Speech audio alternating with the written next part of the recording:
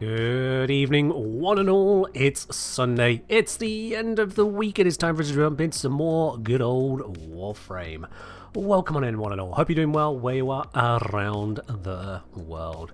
It is good to be back, and I am like 95% or so recovered from whatever that illness was, so it is all good and dandy. Still a bit phlegmy, so I will still cough a little bit at a time here or there, but aside from that, we're all good. Rev, thank you for the hydrate. Cheers indeed on that. Welcome in, everyone. Hope you are doing well. So today's stream, we will be looking at one very specific bit of equipment, seeing how far I can take it, and that is melee Doughty. It's melee Doughty. It's not. We've been over this before now. It's not melee Doughty. It's not melee Doughty. It's not melee Doughty. It's not melee Doughty, it's melee Dowty.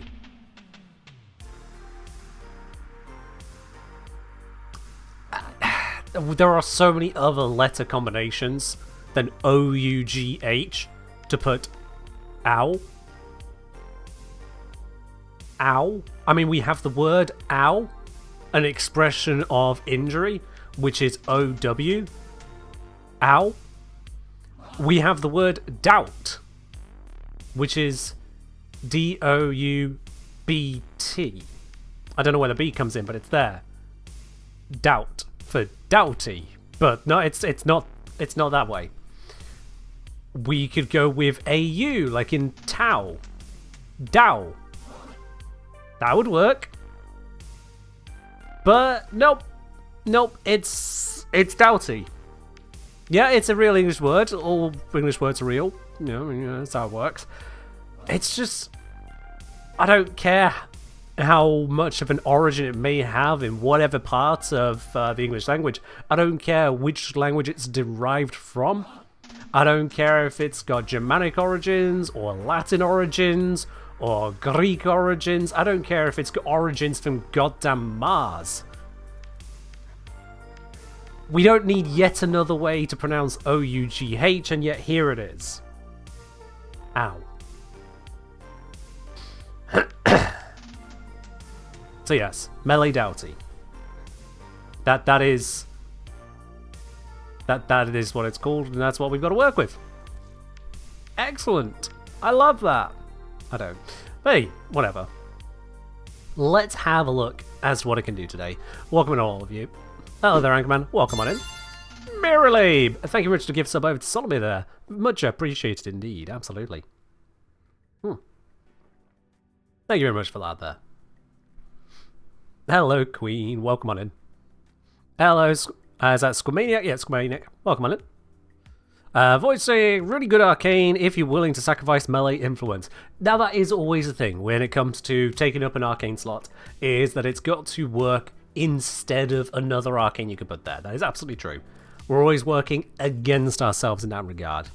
Now, one thing I've heard is that apparently the Telos Boltace, apparently this one stands well for it. And the very simple reason for that is if you have a look at the Telos Boltace here, it has a redonkulous amount of puncture, not much slash, not much impact, and a lot of status. This is a very good starting point. A very good starting point. Because melee Doughty, let's have a look at what it actually does. I'm going to need to slot in an adapter here. Let's do that real quick. I'm going to need to do more than that. Oh, I went to spell doubt, not doubt. My bad. Gain 1.0 critical multiplier for every 10% puncture status chance on your melee weapon. Now, we have had a look at this before now, as a brief previous, oh my word, that's not a word to, yep, alright, well that one happened, as a brief previous look into it, and we discovered very painfully that stance modifiers, those invisible alterations to your damage type split, they affect the output of melee Doughty. It's one of the first times we can physically see them in action, and it is to make something magically better or worse, usually worse. out of nowhere, which is not great. Let's just throw these off before someone thinks that's a build. So, the idea with this then is that more puncture it has, more crit multiplier you get. The problem is the more puncture you have, the more puncture you have. How much puncture do you need? The puncture status effect, and this is what needs puncture status, the puncture status effect is a bit shit. It increases the crit chance of any hit attacking the target by up to 25%, and this is an absolute bonus, thankfully. But that's really not that amazing when maxed out. That is not the most amazing thing. And then we reduce the target's damage output by 80%. Guess what? Killing them reduces it by 100%. So that's not that interesting either. So puncture is pretty bad. I was going to say at least it's related to the arcane effect. There is definitely that, yes. Gaining crit chance, gaining crit multiplier, those two do work hand in hand there. Excuse me. Now, the very start, we can already see this has buffed us up from 2 times to 5 times critical multiplier, which is already a very nice start. But the other thing about the Talos Boltace, if what I read was correct, is that there are some slash modifiers, and especially here in the heavy attack. So in our normal attacks, there is a teeny tiny little bit of slash proc forced in there. That is a really small amount, but we do have guaranteed slash on the heavy attack. So on that basis, I think building into a heavy attack approach is going to be the way, because then we don't worry about the fact that we've got a crappy damage type. We can still have a damaging status effect that absolutely slams it home. And with the way that slash doesn't scale off any elements itself either, even physical types, if we focus all in on crit status, anything non-element basically, we should be able to get the most out of that. That's the theory. So, to that end, combo bonuses of Blood Rush and Weeping Wounds is order of the day. Weeping Wounds giving us that absolutely amazing status chance output, which means that this 35% can climb massively. In fact, numbers, 35 times 5.4, 189% status chance. Or to take the puncture bonus, which is currently 29.8, and run that through the same math, 29.8 times that, 160.92%. Excuse me. So for every 10% puncture status, this gives us a thing. So that is saying we would be getting 16 times critical multiplier added on to our original 2 times just from Weeping Wounds. And because that is such a huge bonus that I believe is completely separate from mods, critical damage modding is a complete waste of our time. There's no point doing it.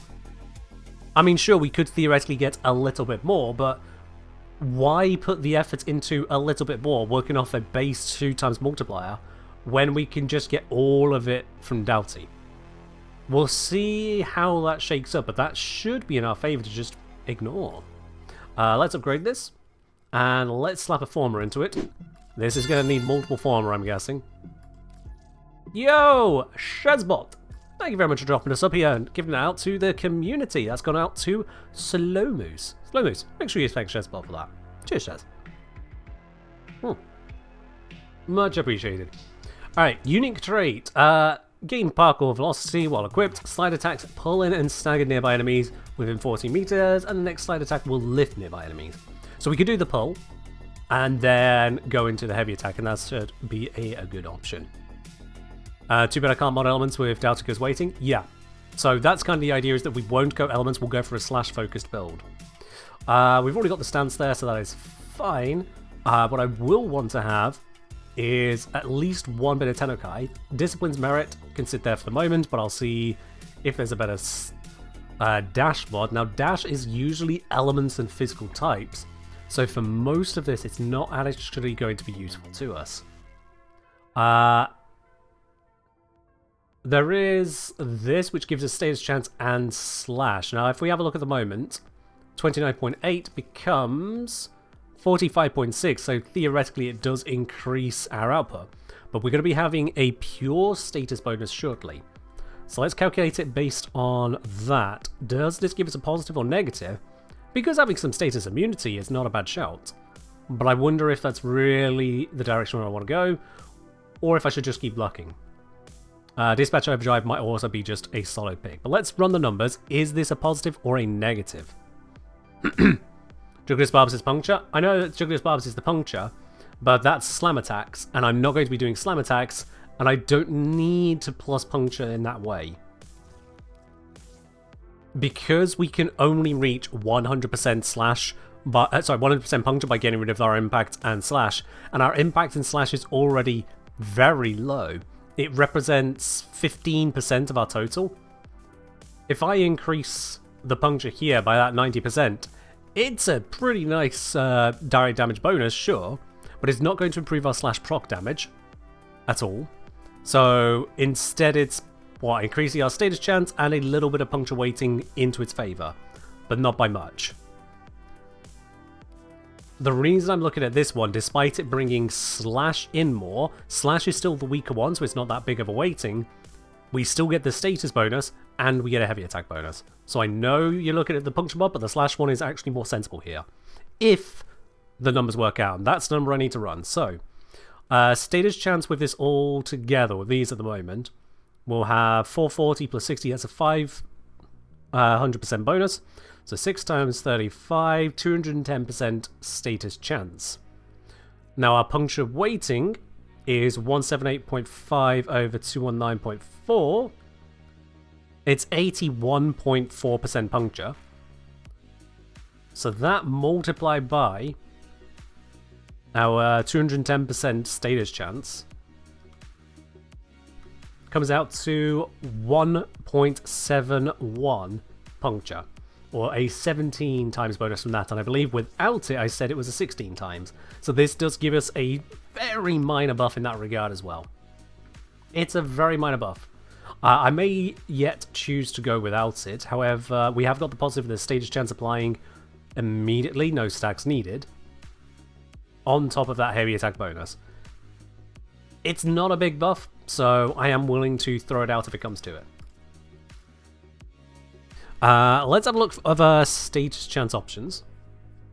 Why am I not using this status tool to see the weighting?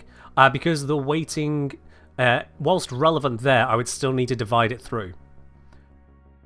So I can look at this to get an idea of the weighting. I can't use it to know how much I'll actually have in the end, because Weeping Wounds is conditional. All I get from this is just the base effects. And if I'm looking at base effects, I can also look at the base actual number right here. So it just doesn't help that much right now. It just doesn't help that much. Now this can give us another 120% status chance, and it gives us status damage. We're using slash procs, so this is a win. That's even more status chance, even more status damage. I see it as an overall win. This Tennokai, however, I'm not sure on. Because it gives plus 100% Tennokai, plus 100% status chance on Tennokai, that's going to be on our heavy attacks, where we're getting the forced slash already. That's the big point. So that's not important. How does Melee Doughty stack with crit chance mods? How do you think it stacks, Mythic? This is a crit multiplier, and you're talking crit chance. Those are two separate things, so how do you think they stack? Look at this status chance bonus here, plus 100% of our modded status bonus. We've got a 35%, so it's going to be 35 percentage points. And 35 percentage points with the puncture split, that's saying use up our entire Tennokai slot, or whichever mod slot this goes into, to increase our crit multiplier by another 2 times? 2.5 times maybe? Just not a lot of an increase. Not a lot of one. And yeah, my understanding with Doughty is that it doesn't stack in any special way with any other form of critical damage multiplier. It's just a flat value added onto the end of the calculation. So we can't mod this value. There are other bits and pieces that can go in. So say as we got melee prowess, just a flat 90% at all times. We've got drifting contact for a mere 40%, but also combo duration, but combo duration is not going to be a big deal. And we kind of run out of mods. At least when it comes to status chance. The UI didn't show more crit damage if you use conditions perfection. Yeah, no, it won't do. It won't do because if you're looking at the Arsenal UI, you're looking at the basic attacks. You're not seeing a Tennokai. You would need to be in a Tennokai for that to have an effect. Now, whether or not that actually has an effect in mission, that's just going to need some looking into because we can't be certain how things work. Now, notably at the moment, all I've gone for here is enhancing our crit chance, enhancing our status chance, and giving us a basic Tennokai. There isn't actually the core mods yet, so those do need to be included. That is, for example, Prime Pressure Point. I could go for Condition Overload with heavy attacks. I think I'll start here. Pedro Andre saying, hi Engineer, love it you're still going strong to this day. Can I get your personal opinion on Orbiter? Well, nice to know you. Okay.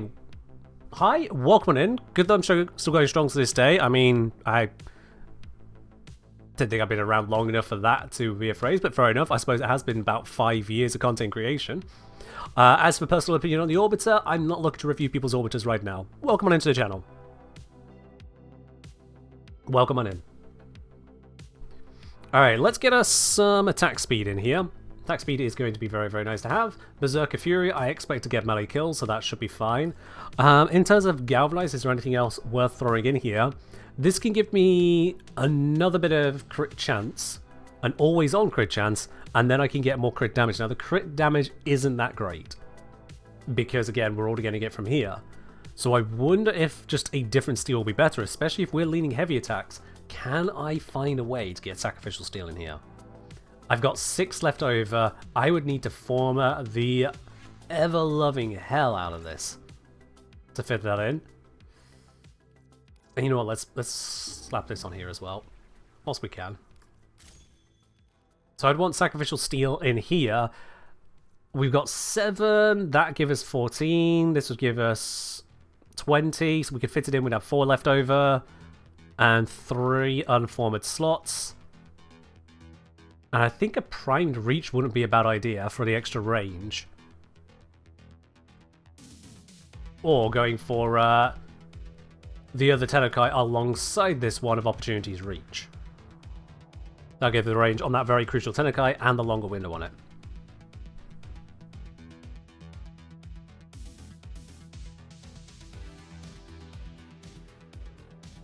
Yeah. This is going to take some forming to make that happen. This is definitely going to take some forming. So I might as well get started on that very concept. We've got the pure damage in here. We've got enough crits to get started. Excuse me. Sacrificial Steel and Sacrificial Pressure.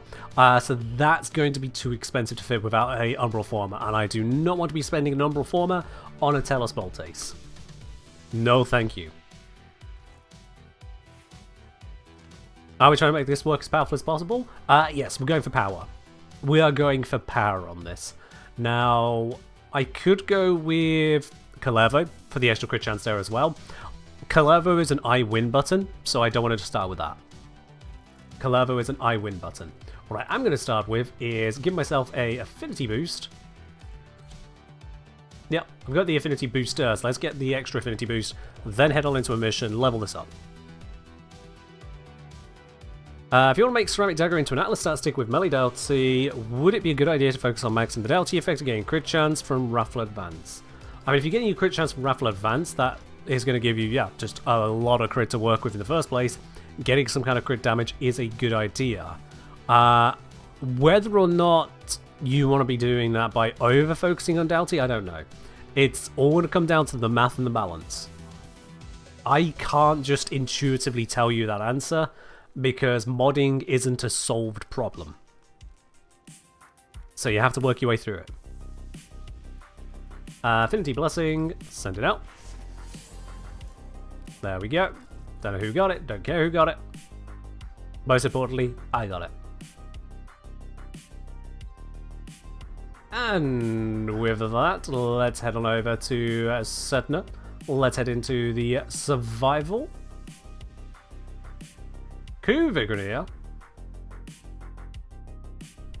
When did this become Kuvigrenir? I don't remember a Kuva Siphon on a node changing the normal mode.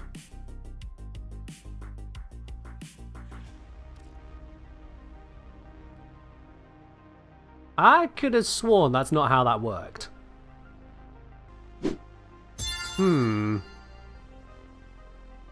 Let's see what spawns. They win an invasion. Grenier can't, as Kuva Grenier, win an invasion against themselves. That just keeps it Grenier. Also, Fartbox a second. Thank you very much for resubscribing that up onto 2 months. Got that lovely bronze badge. Definitely bronze. Definitely bronze. Well, colored. another month went by. Hey, Gyum as well with the 10-month resub there. Much appreciated to the 2 of you. Cheers. Cheers to the 2 of you. Well, we'll see what spawns. Will it be Kuvigrenir or not? We shall see. They're trying to choke you out. Hold on. I'm sending up. Those are not Kuvigrenir. It is just a bug. Alright, let's get these crits built up, shall we? Where's the rest of the enemies? There they are. Come on, pile in, pile in, pile in. Thanks, y'all, for the pops.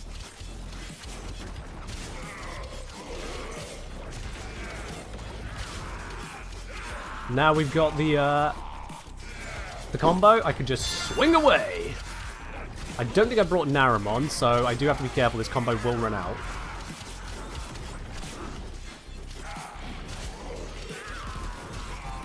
Fartbox a second. Thank you very much for gifting a sub over to the community here. Can I please continue meleeing? There we are. That's gone out to Rixoric. A whole year of watching this man solve practical problems. Yo! Pinky Poke's neck. Thank you very much, Doughty Dude, for dropping that over here as well. Much appreciated with the 12 months. Why is my health still going down? Where? Hold on. What? Arcane Guardian? Why have I got Arcane Guardian equipped? Arcane Agility I can understand, but Arcane Guardian? Alright, well, no passive heals for me. Gonna have to keep on top of that. God knows what I was showing off the last time I had Lavos equipped. Okay, I'm feeling the lack of range on this heavy attack. I've delivered a life support capsule to the area. Activating it will buy you more time.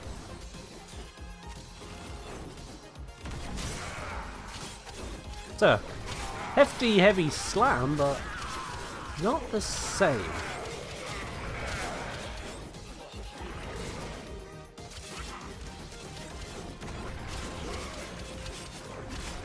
I've got to say, like, the kill rate doesn't feel amazing simply because I don't have the application.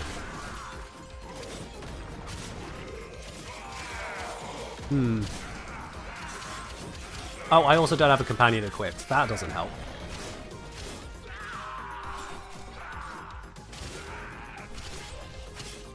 Just remember that I have the ability to scoop them up.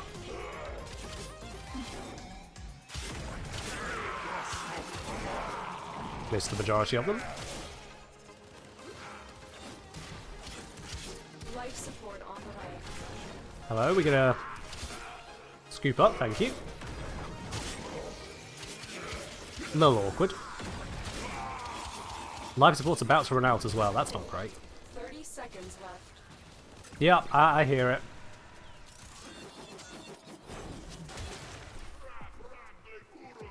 Combo's probably gonna run out. Yep, no Naramon. Whoops. Life support has been replenished. I've delivered another life support. Did Valence Formation give me 200% more serious chance of the weapon? Did it count the arcade? Valence Formation? Activated. That doesn't give status chance. No. That's never given status chance.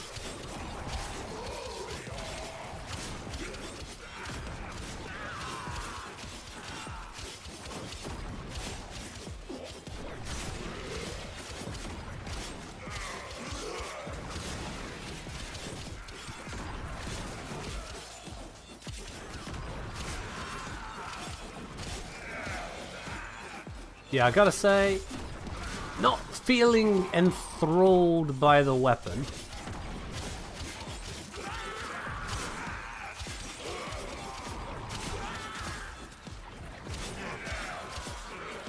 Not feeling that enthralled by it. Get ready for a capsule.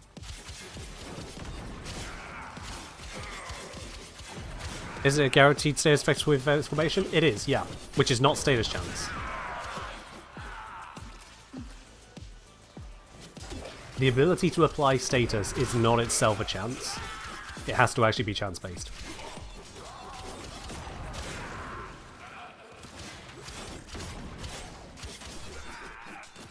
Is that a cooldown on the lift? It is, yeah. Okay. That ain't great.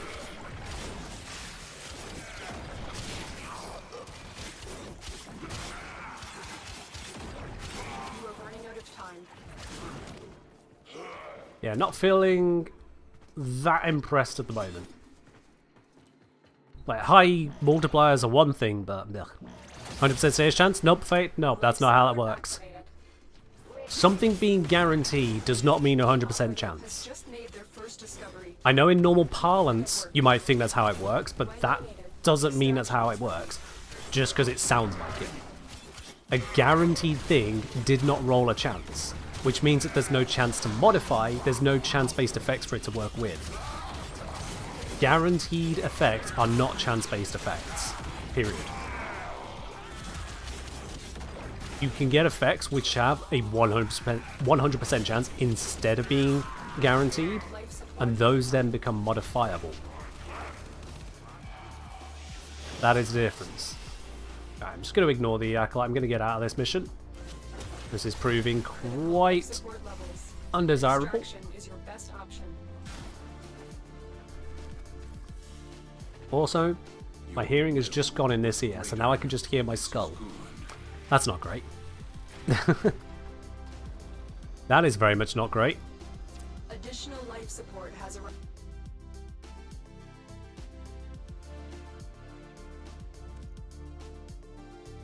I mean, the difference between rolling the dice or not needing to roll at all?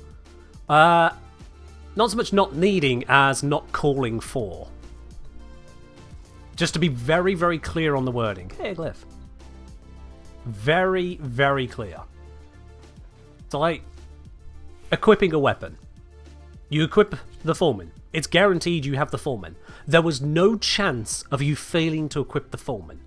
At no point was a dice rolled. At no point did the game go, okay, roll between 1 and 20, and if it's 1 or above, you equip the Foreman.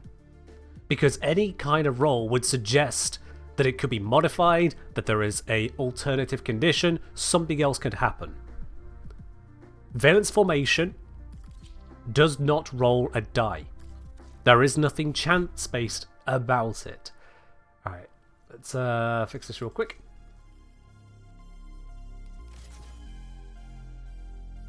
Guaranteed status. In this case, DE wrote what they meant. You just apply the status. Versus 100% status chance is 100% status chance. Which gets modified by, for example, Citrine. If I recall correctly, yep, gives a status chance bonus for nearby allies. So status chance things, at least where they work with Prismatic Gem, because again, exceptions everywhere, work with this.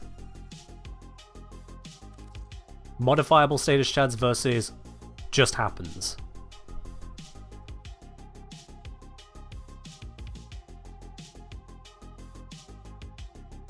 Void Zombie saying, so is it the more puncture it increases crit multiplier, or is it more status chance that does it? Neither, it's both. It's not more puncture, it's not more status, it's more chance of applying status, of a puncture status.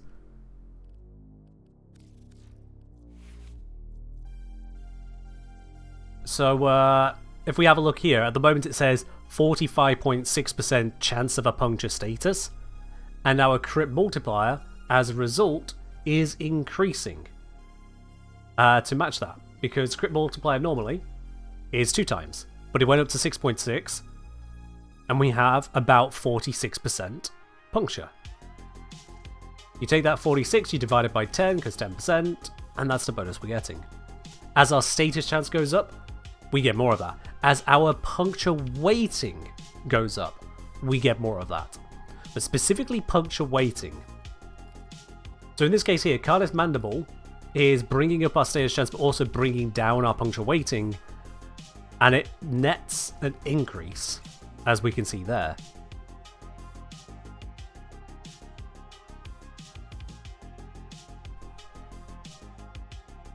As we say, a flat status bonus would also be affected by Ruvox. Dante's status vulnerability. Guaranteed status effects shouldn't be affected. Yes. Yeah. Okay, so this so far was frankly underperforming. It was pretty bad. Reach is 7 drain, so I can pop that on there to give that a try. But still there is the concern of getting it to apply. Now, there is a fix for this. There is a fix for very boring, slow applying status. Mecha set. Let's actually equip a companion now as well. Grab good old Huin. Just gonna double check, make sure nothing's broken on Huin. Nope, that looks correct. That looks correct as well. God, why is my hearing gone in this side? It feels so weird. Ah! Fine, let's do this. Okay, so, another run of this. This time with the mecha set, and also let us sort this. Naramon. There we are. Okay, now let's do this.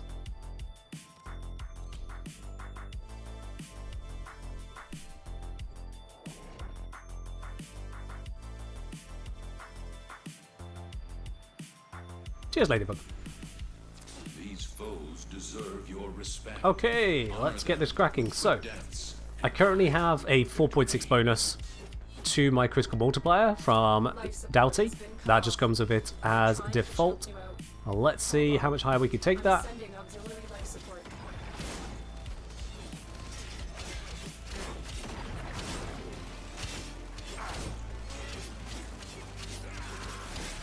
Let's just build up that combo. There we go. Okay, now we need to... Oh, I think everything just perished.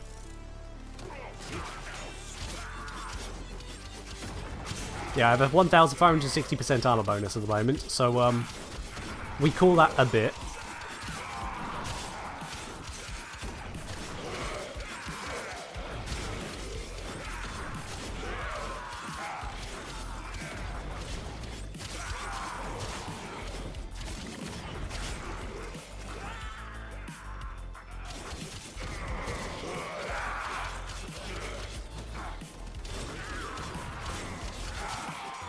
This does seem to be doing a little bit more in terms of the killing, which is good. Oh yeah, that should cut down a bunch. Yep, there we go. Yeah, it turns out the easy answer to status proc killing is just mecha set. Every time, mecha set. If you're ever in doubt, mecha set.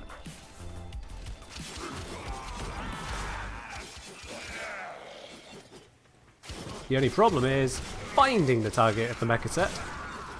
For that, we just kind of keep on milling through the enemies until one of them pops. Oh, there it is.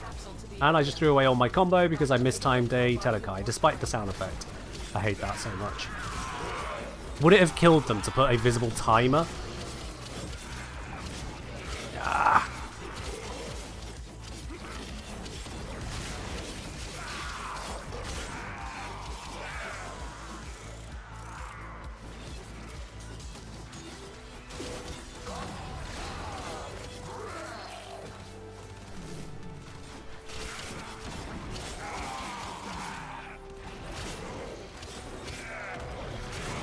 There we go, that should slash everything nearby to death. Yep. Very effective.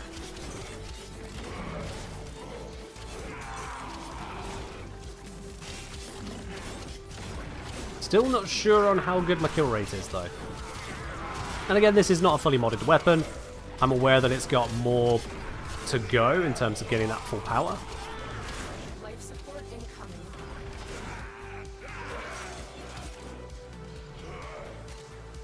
I'm never quite sure if things are not dying because they shouldn't die yet, or if they're not dying because Mechaset has decided to not properly propagate the procs. It does have that effect from time to time. Oh, we just spread everything there.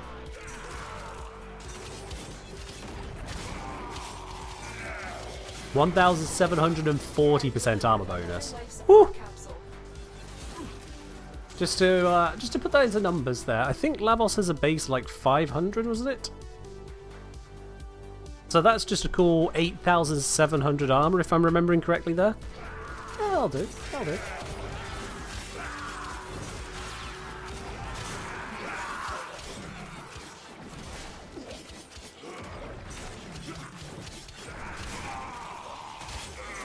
Where's my next target?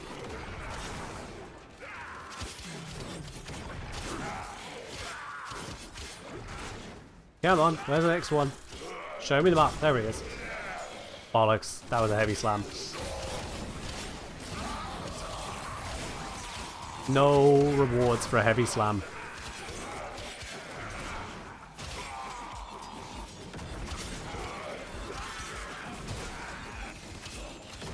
Would I like more armor with my armor? Always. Lavos main.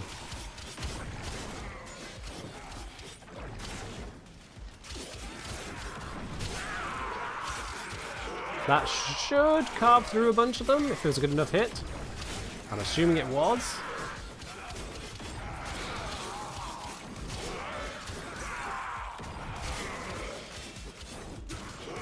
No. Why did I have to mark a butcher? They fall over if you so much as blink at them. That doesn't give me heavy status.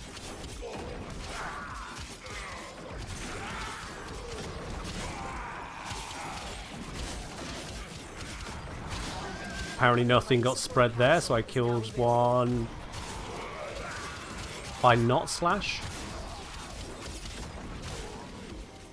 Could have sworn it was a heavy attack that hit it, but go figure.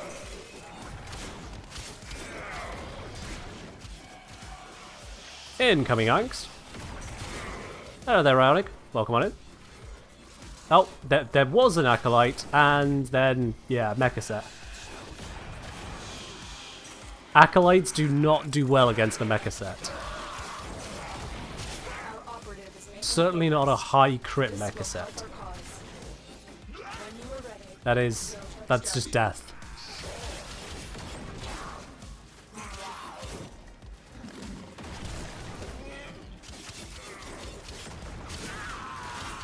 Ah, he's got a shield.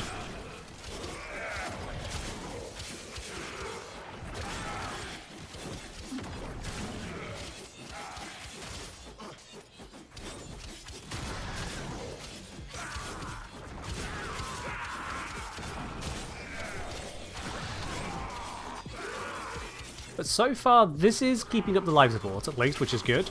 That's usually a measure of effective. We are at about 700 kills in under 6 minutes, which is also good.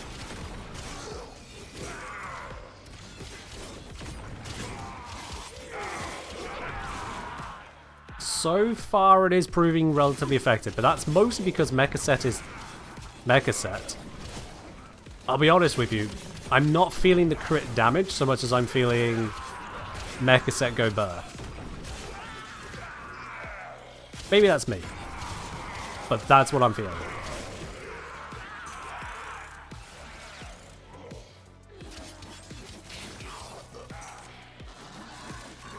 How many of these kills are from melee? How many from dog? 400 odd melee kills in 770 total. See, that shows that Mechaset is doing a lot of work there.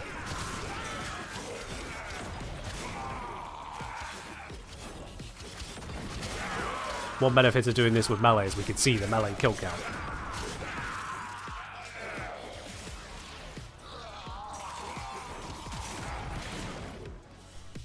I'd like that Xmas Eliminator to go away. There we are, 856 to 459. So we've got about 400 kills from the dog.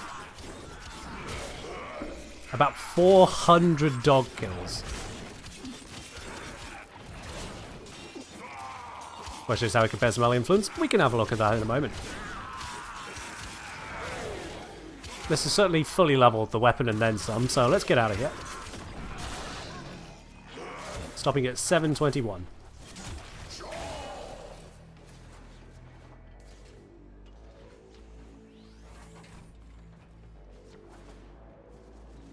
Okay, where's the exit? This way.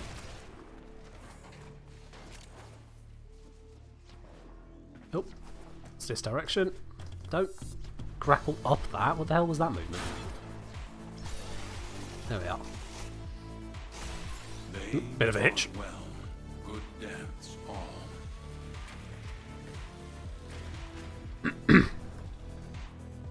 There we are. Took me a minute to get out. Yikes. Oh wait, no, it's not all on that end of it. Anyway, so 7 minutes 20 of fighting, 893 kills, which is very good, but again, 400 of them were the dog, so how much was the melee doing? Not as much, but it's a combo thing. It is a combo thing. So, before I form and try to improve the build, let's copy it over. Not that button. There we go. Let's switch to an influence setup and see what result we get then. Now, it won't be the same map, so it won't be the same exact conditions, I'm aware. We'll just do the best that we can. Okay, something's got a downgrade. Or I can just use that shocking touch. Yeah, if I go with that shocking touch, this is going to give us a pretty substantial amount of electric. It's not an ideal setup, but it's good enough for demonstration purposes. Oh, it should be, theoretically. Yeah, let's just roll with that for now. Don't need to overly fiddle to try and make this work.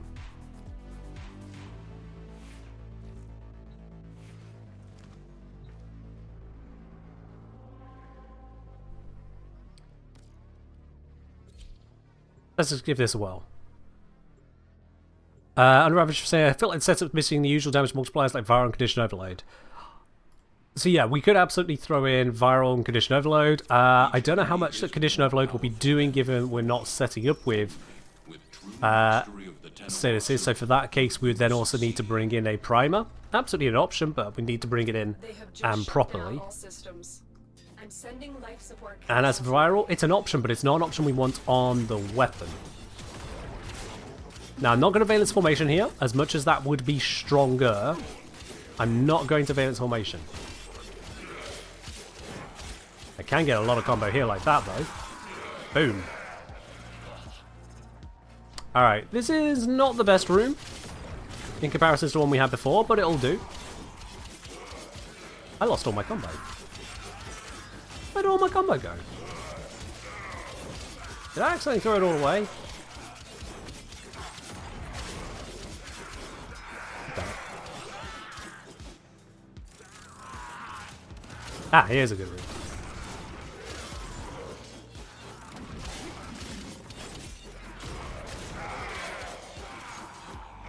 Alright, so that spread a bit.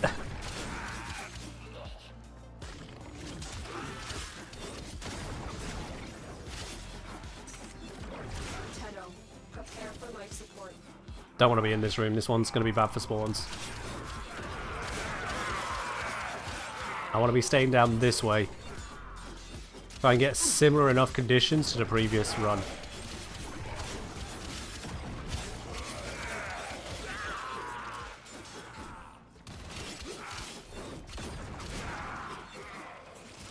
God, I'm having to fight to find where enemies are. That could be the kill rate, it could be the spawns, it's always hard to tell, but we'll see when the mission gets to its point.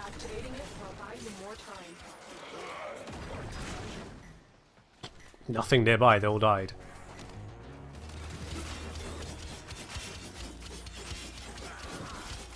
And my combo dropped again. I thought I switched to an Aramon. Could have sworn I switched to Naramon.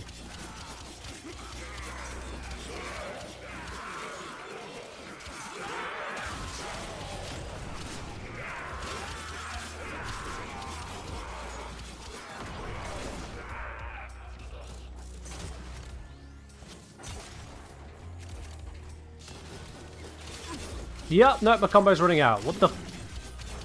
I switched... Why am I on my Majurai? What? What? Life support incoming. I specifically selected Naramon earlier. Didn't I? Ay, ay, ay. Alright.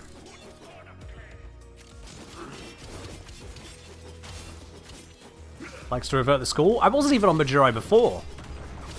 Could have sworn I was on Zeneric. Well, thanks for that game. I'll just accept this nerf out of nowhere. That's just Additional life peachy. support has arrived. Great.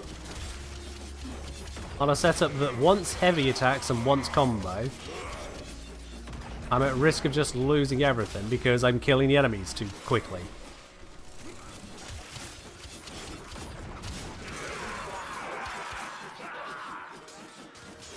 You found change your focus score on navigation tends to just stick you on Majurai after the mission ends. Interesting. Well, that's what's happened to me, yeah. Ah, bug frame, bug frame, bug frame. We love you, but my f***ing god, you make it hard to at times.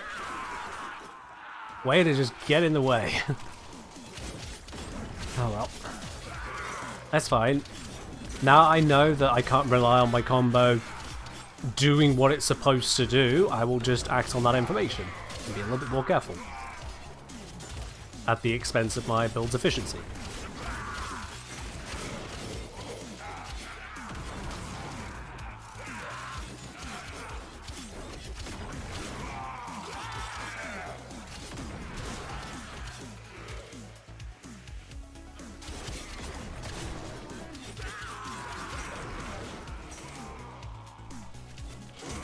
I've definitely lost more than a few seconds to rebuilding combo though, so that is going to have impacted our output here.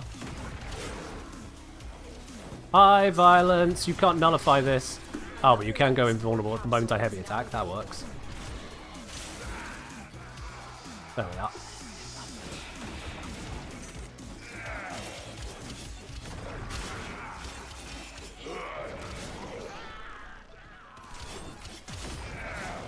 Where's the mecha marked enemy? I haven't seen that in a hot second. Oh wait, they just died somewhere. Never mind them.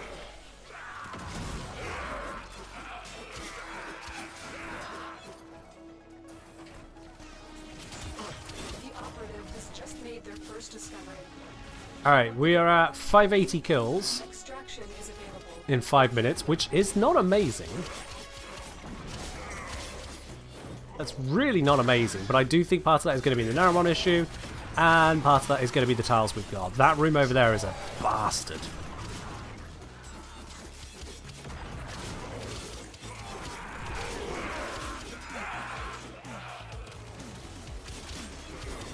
I'll take this to 720, like with the previous run.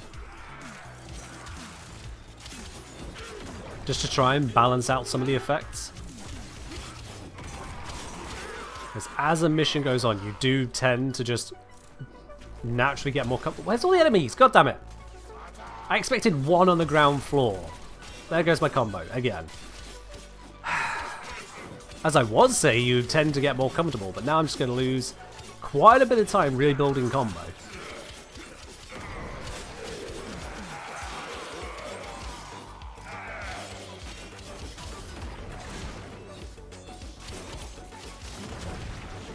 And it is lost time because it slows down the kill rate.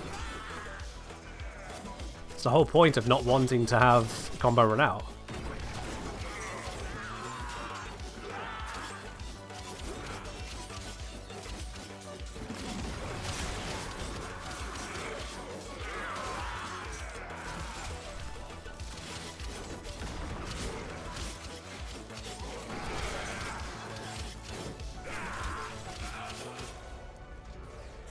Yeah, focus so much on combo, can't use the Tenakai effectively there, which is annoying.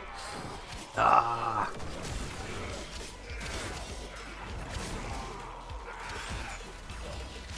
Okay, I could have sworn a heavy attack to Mecha set, but I guess it was a fake.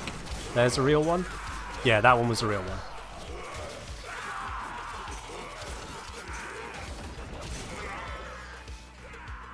So the fake mecha mark bug also exists, where it just doesn't remove the mark on an enemy that's not been hit for long enough. That's been around for years at this point, so don't expect that to get fixed.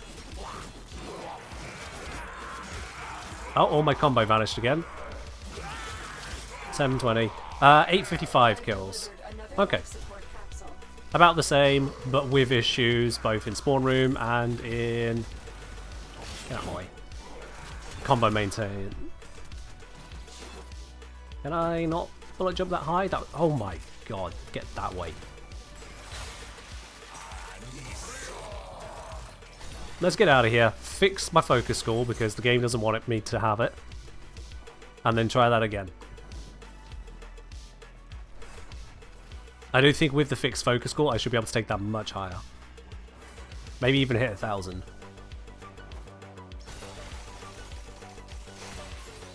I should say, I wonder now why your testing build is more effective to kill acolytes than your friend's optimized Glade Prime build. It might be something about the build, or it might be if you're in a group together, you just get stronger acolytes. So do bear that in mind. There is also the fact that Glade Prime wants to kill via slash procs, but if other people are applying slash procs, they will get rid of the Glade Prime one. Because an acolyte can have a max of 4 status effects on them at once per type. If your friend hits them with Glade Prime, and there's your slash proc, excuse me, and then you, his companion, something else, applies 4 slash procs, Glade Prime's no longer hitting it. It's gone. What would I do with 5k platinum if I were new? If you're so new that you don't know what to do with that platinum, don't spend it. It's a very obvious answer. That platinum can be used to get boosters, that can be used to get slots. Those are probably going to be the biggest things you could get as a new player. So, yeah, I wouldn't go with one of these bundles.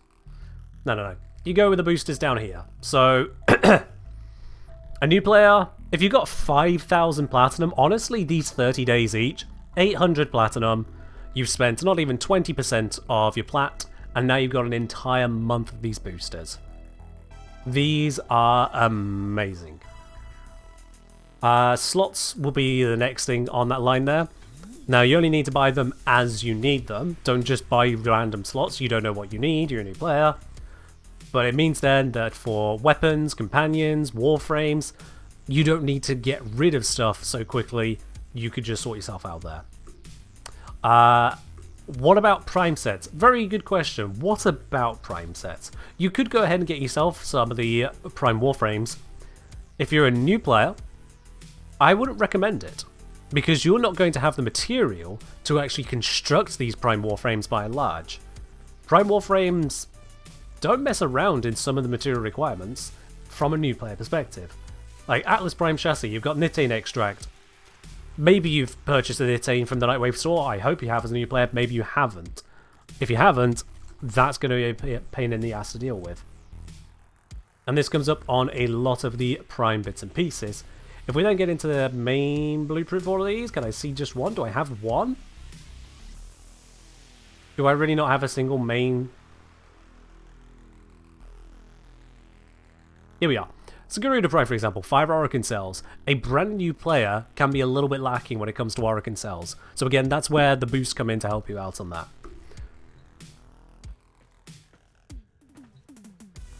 Honestly, a new player is better off interacting with the game, play the goddamn game as it's kind of presented to you, and learn from there. If you start trying to spend all your platinum, if you end up with 5,000 platinum in hand, there's a good chance you're going to end up throwing it in places that it's not useful to you, or that is going to give you a warped sense of what the game has to offer.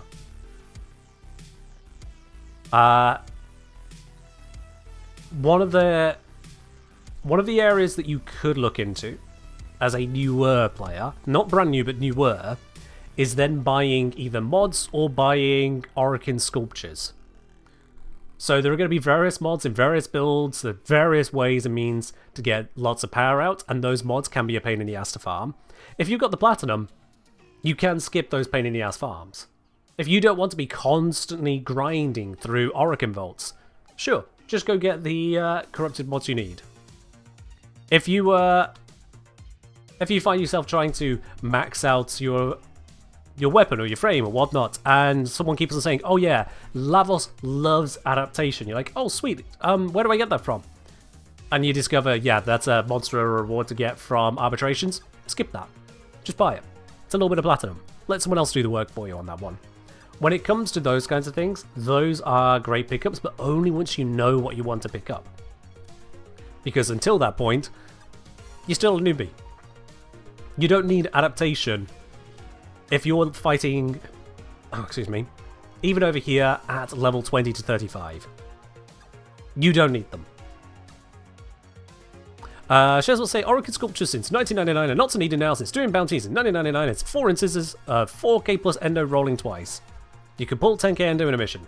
That sounds great, Shezbot. How am I going to achieve that with a mid-rank Ceration, no galvanized mods, none of that lot? How am I going to achieve that? Let someone else play the game for me, I just sit in the squad like, hi guys, I got 27 DPS, is that good enough? Is that okay? You kind of need the strength to pull that endo with any reasonable reliability. And the 1999 missions, they're not exactly level 1. We set that to just normal difficulty, the missions already are starting at level 65 to 70. By that point, you need to be spending endo on your mods to significantly rank them up. Not newbie endo, significant endo. If you're not doing that, either using some perfect cheese strat, which again, new players not going to have, or you're going to struggle. When you add in the bounties, adding further levels on top of that, you want invested mods. So yeah, for a brand new player, get the boosters, buy slots as you need them, go explore the game. As soon as you run into the bits that you don't want to do, but you want the rewards from, that is where you spend your platinum. Or just buy cosmetics, but don't ask me about cosmetics, I don't give a damn. I'm not the cosmetics guy. If you want fashion sense, please do not ask me. I have no fashion sense. I looked at this, I went, haha, lava, Lavos, that's a thing, right? And that's my fashion. I have DM from the Hex? Yeah, I always have messages from the Hex. They can't need me every single moment of every day.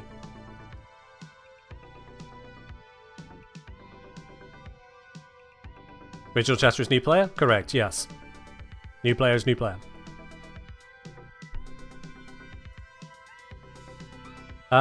Mantis has requested a random button. Let's go for this one. Don't know what it did, but it's what we got for light now. Hello, Mantis. Okay, so, let's set this correctly now to Naramon. There we are. And let's give that another run through on the Boltus. I'm going to slap a former into it now, because it doesn't really matter to the effectiveness of it, but it does allow me to properly upgrade this later. So let's just do that first. I am also going to slightly cheat in the test and put that shocking touch up again. There we are. Queenie wants rock on the music whilst we go into this next mission. Sure, why not? There it is.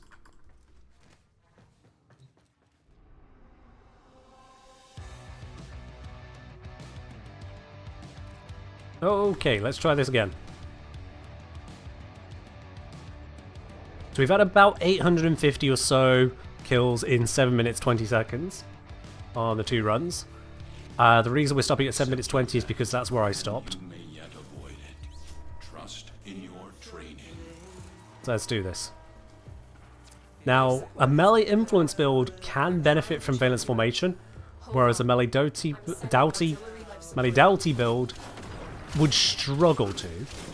So bear in mind that the ceiling for this build is higher. We're just not testing that ceiling, we're trying to meet them on even keel. Well, that is a lot of death, dear God, and only 240% armor. So that was mostly melee influence death. The dog didn't do that.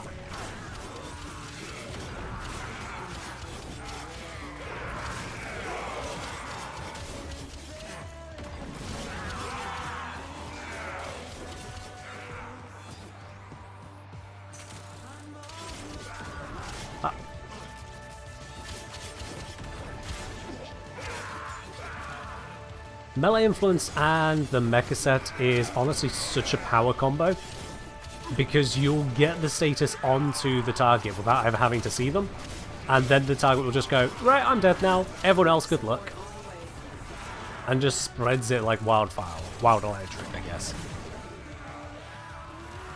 You add in Lavos, who loves armor and loves status, it's a match made in heaven.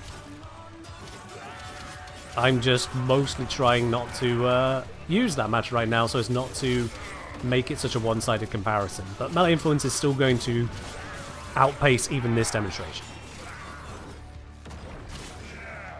I've delivered a life support capsule to the area. Activating it will buy you more time. Nope, I nearly influenced... nearly Valence formation. Zoned out ever so slightly there. Ray went, Valence formation time. Just about cast that ahead of it.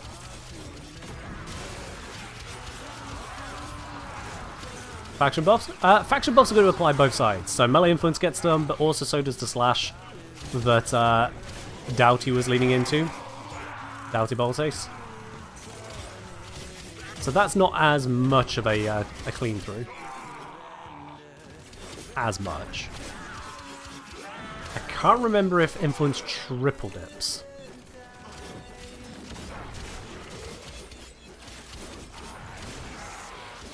There we are, that should spread a nice chunk. Yep, there we go, all around the place.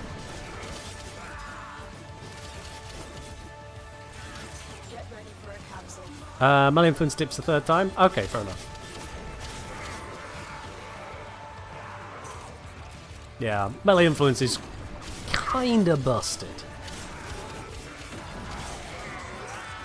And that's part of the design limit that Doughty is running into, is the melee influence wants status and electric. Melee Doughty wants status and puncture. Out of the two, status and electric is more lethal. So why wouldn't you run status electric? If you're already going to be running status, why not pick the one that actually tries to kill enemies, rather than tries to make it where you can then have permission to kill them whilst not being killed by them? It's like, just kill them. Just kill them.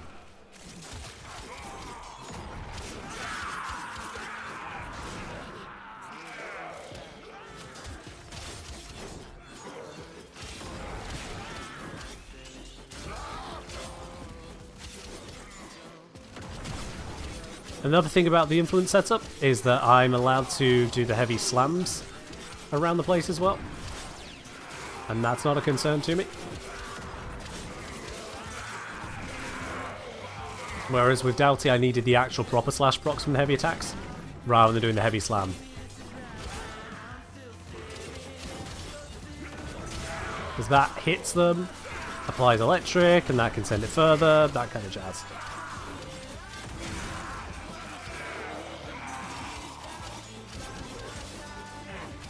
Influence has made it hard to make any of a melee build fun.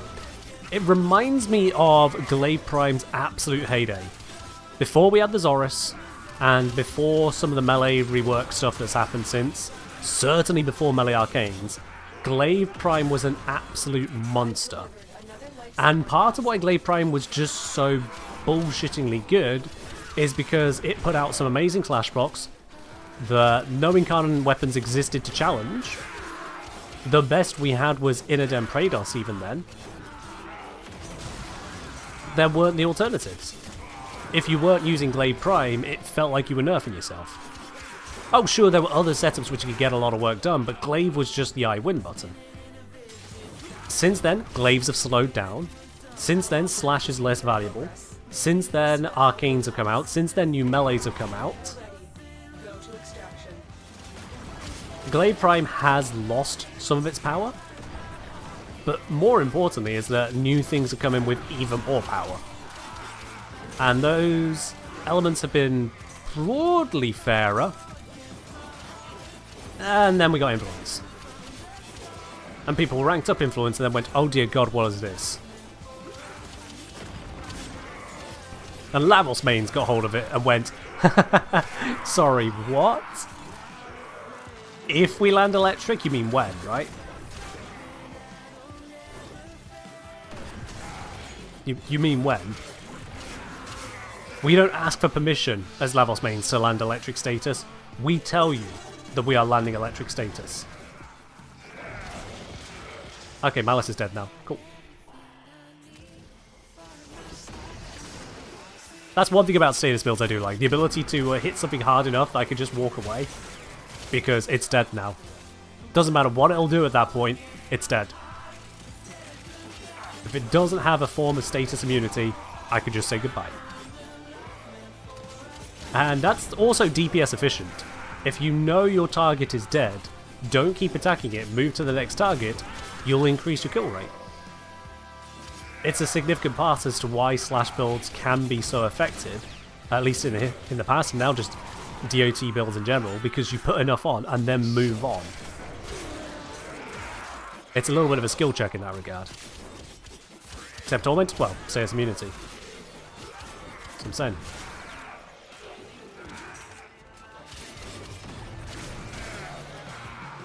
With Torment you put in that bit of extra work because Torment counters it. Alright, we are closing in on that 720 mark. I'm going to make sure I don't miss it. Slightly awkward roll, but it's fine. Life support has held very nicely at 100%. No concerns about life support whatsoever during this. A few more seconds, get a few more kills in, come on. There we are. 1,127, of which, again, only 400 from the dog. So it's the same amount from the dog, but nearly double then from the weapon. Sure. 1127. Up from about like 850. Damn.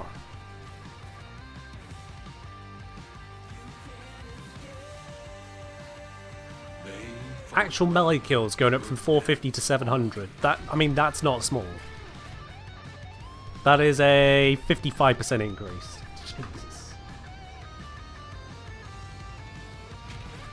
And like I said, the dog still contributed the same amount there. So we were still getting the same amount of triggers, effectively speaking. It's just influence also having that much of an AoE effect of its own. Hey, another glyph. They just keep coming through.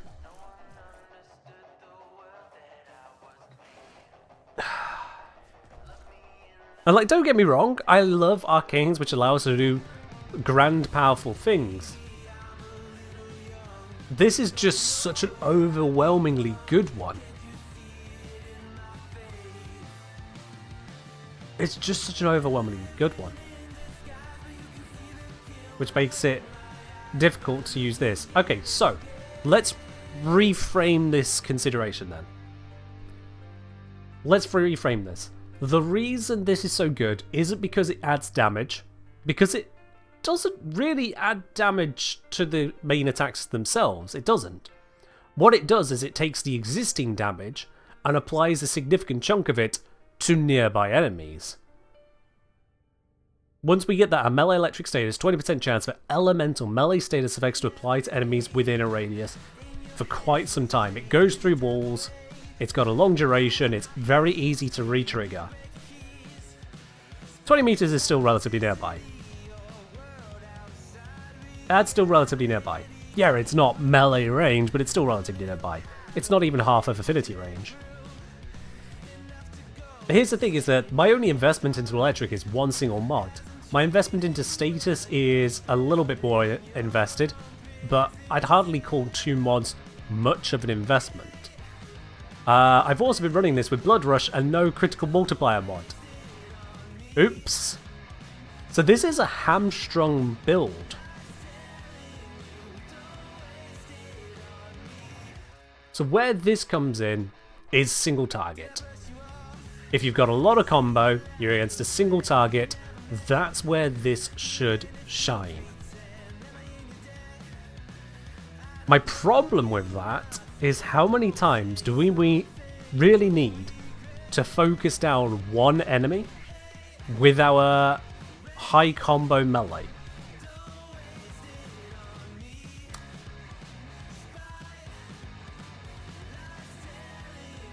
And let me expand on that. Single target, we're focusing with a high combo melee where we want to get enough damage that isn't being melted out by attenuation, that isn't being hit by just damage gates, that isn't a waste of our time due to survivability requirements or positioning.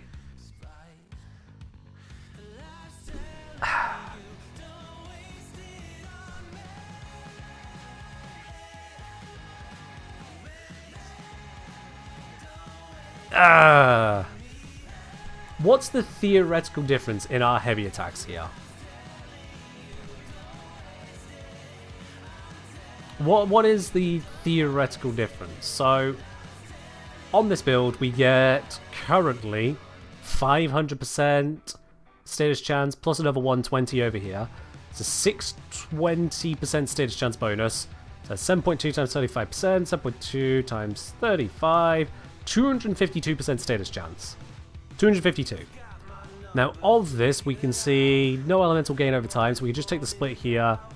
Our puncture is 45.6 divided by 45.6 plus 5.4 plus 5.1. 81.3% of it.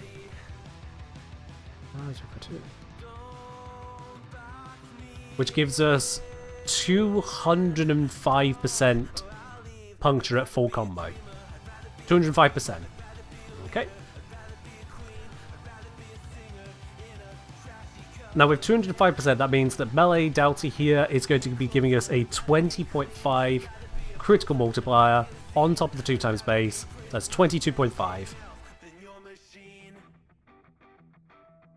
I'm just going to store that number now. And then in the actual hit, and let's assume that Sacrificial Steel is added into...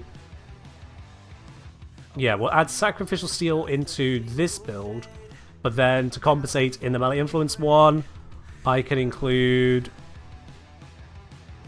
Galvanized Steel for the crit damage there. I think that should be a fair enough comparison. So let's do that. So over this side, we have a base 20% critical chance, and we're going to have Sac Steel giving us 440 on top of Blood Rush 440, 8.8, no other bonuses. It's 9.8 times 20%, 196% crit chance. For the sake of the 4 percentage points, I'm just going to call that a guaranteed orange crit. I'm just going to save myself the trouble. So we have a guaranteed orange crit of our crit multiplier of 22.5. We have a 44 times multiplier on our damage. 44 times. And our heavy attack is apparently 2 swings of... Oh yeah, the elements one. 2 swings of 1163. So 1163 times 2 times 44. Now, I'm not accounting for the heavy attack multiplier bonus. It's going to be the same on both sides. I'm not accounting for any other weirdy schmiddiness like the slash procs. Honestly, not the biggest concern right now. I'm just looking at the hit number. The hit number here comes out to 102,344. That's not the total damage we're applying. That's just our hit number for comparison purposes. Now, if I do the same over here for this one,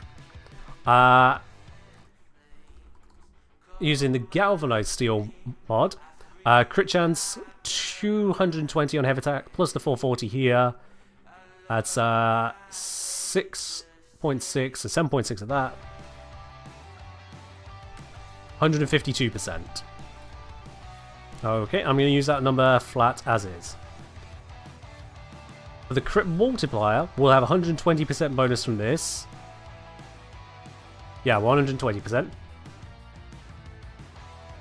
I'm going to assume that I wouldn't bring in anything else around it. So this 2 times becomes 4.4.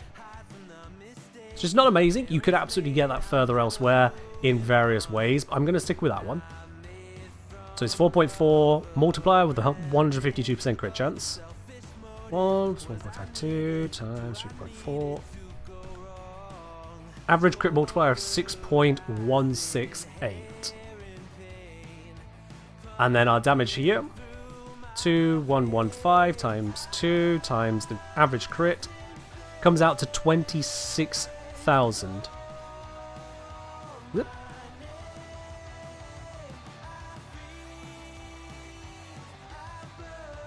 Oh, bollocks. Sorry, one sec here. There we are. 26,091. Whereas the other one, it was 102,000. So that is quite the difference. This one has, theoretically, something like 4 times the direct hit damage.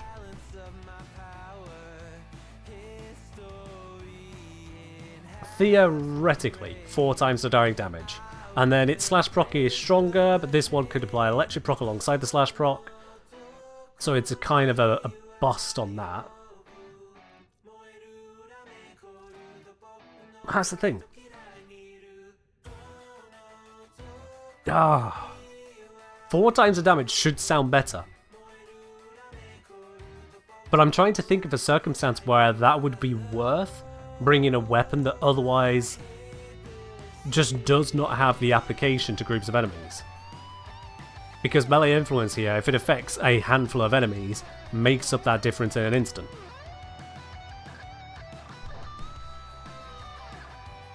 A literal instant.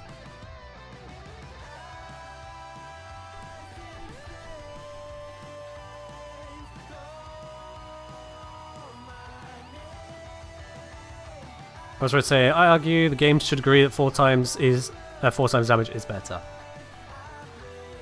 Against what enemy? That's the question. Against what enemy? In what situation do we want that heavy attack? That we would sacrifice using melee influence to go for the Doughty and do it that way. What's our target? Disruption, perhaps? Would this work best in a disruption context? Certainly if we go for melee, not melee, condition overload, do the status priming, use it there. Because in disruption, you don't need such massive room clearing effects. A few kills with melee to have everything stacked up, sure, good there. But then you have 4 times the damage output to hit your target with, and it's a crit focused output. I can't remember if disruption targets are strong or weak to crit.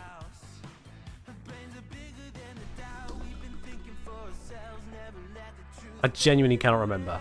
Does the wiki have reliable information on this? It's hard to guess. Demolishers, special damage reduction. Demolishers possess damage reduction at scales depending on your weapon's DPS, excluding critical hits. Critical hits are applied after the damage resistance is calculated. Additionally, the average DPS is calculated using all health and shield damage type modifiers and is quantized. Curious. But for proc damage, critical hits are taken into account. Of course they are. Why not? Why not? God. Okay. But it doesn't seem to count the crits, according to the wiki, that way around. So yeah. It may have a place in disruption. Also, why did I get an inbox message? What was that? Mirrorlane! Not a glyph, but a snake. Aww, thank you very much for the charming snake floof. It's a lovely little ditty, isn't it? Let's pop this deck up somewhere, shall we? I think right here should be a good one. Snakes like it nice and cool, and nice lovely little hiding spot right there. And it brings out the eyes. That actually really works nicely. Look at that. Yeah. Cheers, Mirai.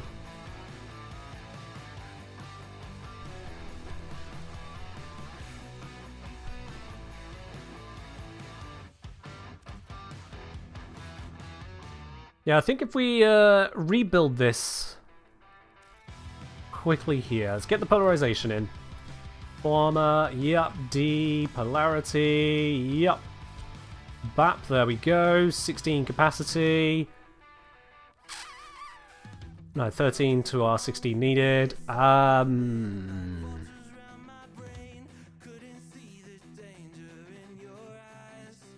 don't think there's anything I can cut.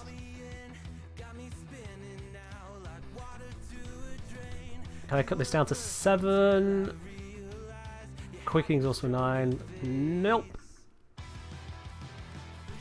And I need this to be condition overload, so it's not like I can shrink that down with normal pressure point. Ah. Nope, just gonna have to form it again. Alright. Let's get it leveled and formed. We'll level it up using this, of course. Oh, not you. You. There we are. Alright, let's go murder some stuff real quick.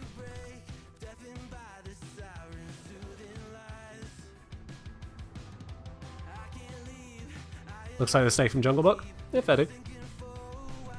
I did have much the same thought myself, yep. See, now it's back to normal Grenier here. It is just the Hoover Fortress making it weird. Glitch.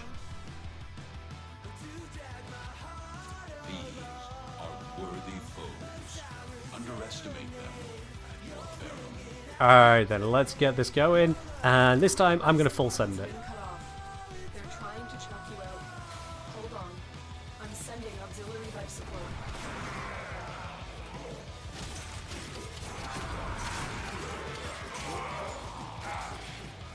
By adding in the bonus from... Oh, don't tell me we've got this tile. Oh, I hate this tile with a passion. It's such a crap room for survival. Oh. No, please. Tell me there's another room. Tell me there's another nearby room I can drag the enemies into. I can maybe work with this one. How about one over? It's, oh, that's not much better. Well.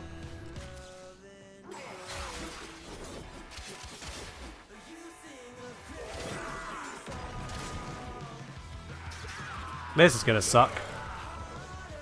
Well, I need to wait for the enemies to drag their sorry asses into range.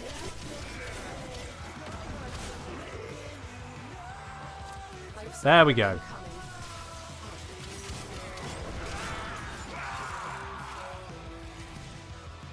Getting a little bit of spawns happening there now. That's just... Oh, look at the routing they're taking. It's so bad.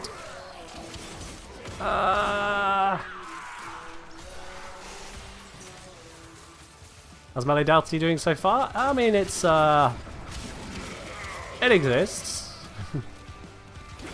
Oh, we might have a solution as to where it sits. May have a solution, but requires some leveling to test that. Okay, we got a better room out this way. Ah, yes, this is a much better room. Okay. And this is connecting into dead end. That works for me. And dead end. That works for me. What we got over here? What kind of room? Quite a manageable one. Okay, good. This is a farm room.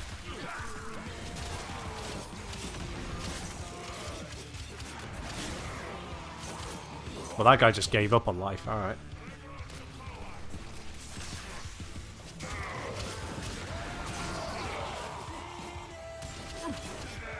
Don't want to go into that room. I want the enemies spawning over here.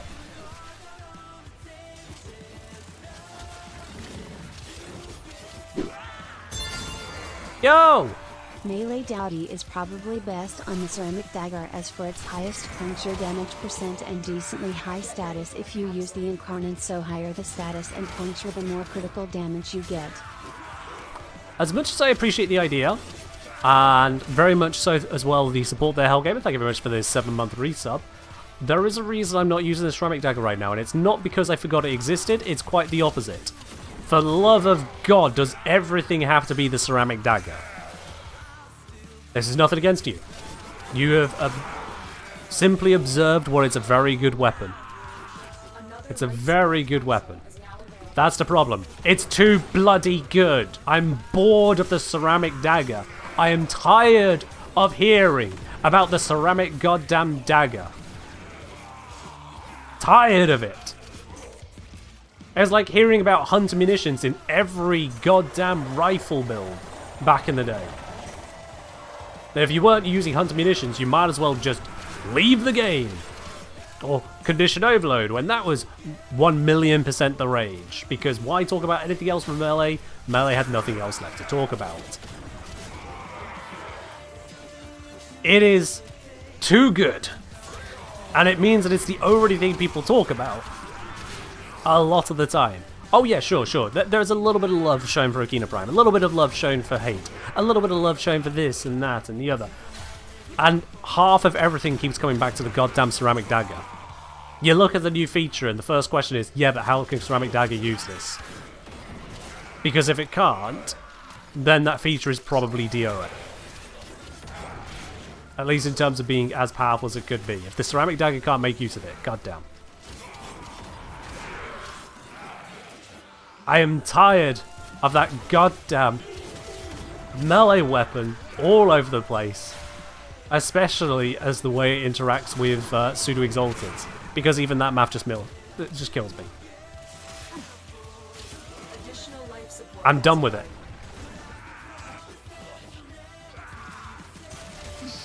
So yeah, thank you. I appreciate the suggestion. You're absolutely right. It is a very effective weapon, and it has a lot of puncture, and it'll work very nicely with Melee Doughty. If I start with the ceramic dagger, I'm basically starting with a nuclear bomb and asking, okay, does this kill things? Of course it fucking does! It's a nuclear bomb! That's what they do! They kill things! The raid is off to a successful start. Meanwhile, Teles Voltes, meta, by any description, a recent contender for high power? I doubt it. So yeah.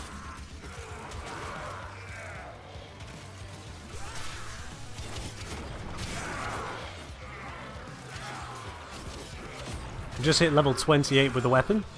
That's without the bonus affinity. So with bonus affinity, that puts us at level 42 on a level 30 max weapon. Pretty good, if I do say so.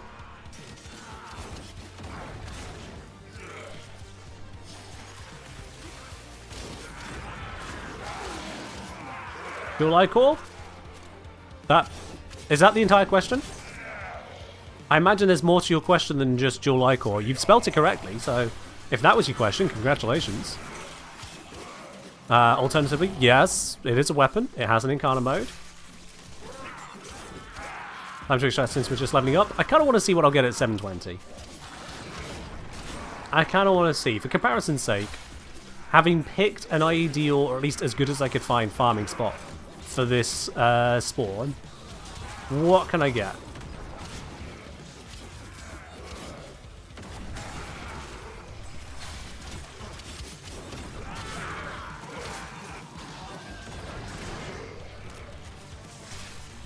Just about a minute to go. Not even a minute.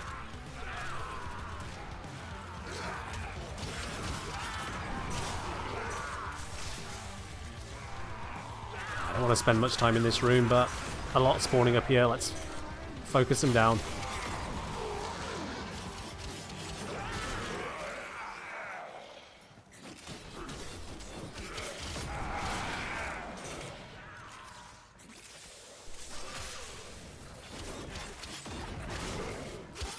Coming up on 720.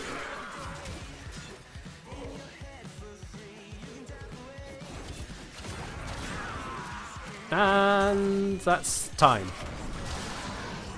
995. I've ended up with less. That's how much the spawns have fucked me over.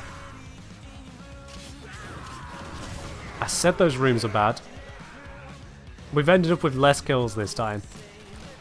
This also shows just how much of an impact the spawns, the layout of a map can really affect your kill rates. You get some really large, obnoxious rooms with loopy-doopy paths to get the enemies to you. It's no good. You will just end up worse off for it.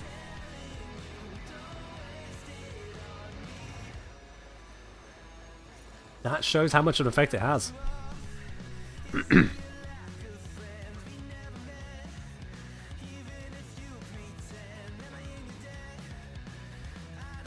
Alright. Oh, we got an inbox. What we got here? It's another glyph! Huzzah!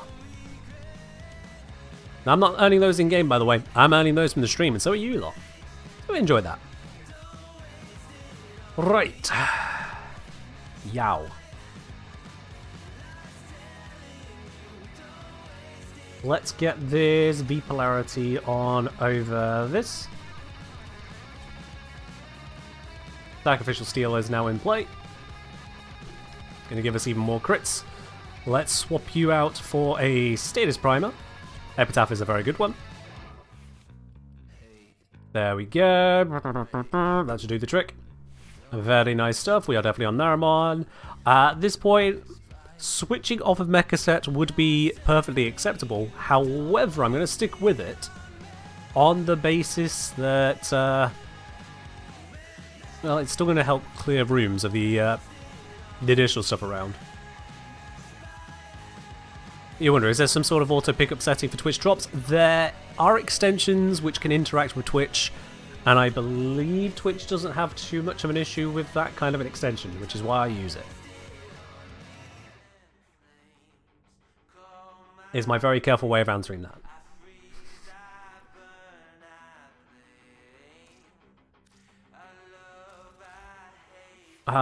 So let's see. Do I stick with Venice Formation? I don't think I want to use Venice Formation even by accident, so I'm going to swap it to Swift Bite for now. Just to be on the safe side. What arcanes am I rocking? Okay, Impetus. I don't need that. Let's swap out for Agility. There we are.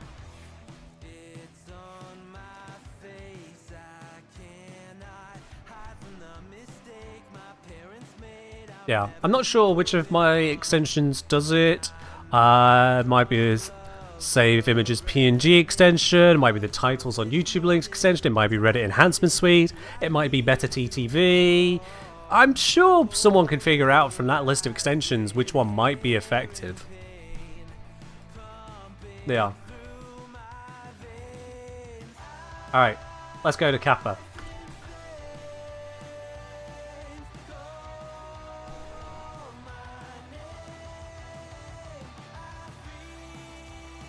Let's grab some disruption testing. So we're going to do this with Doughty first, and then again with Influence. Let's see how this feels.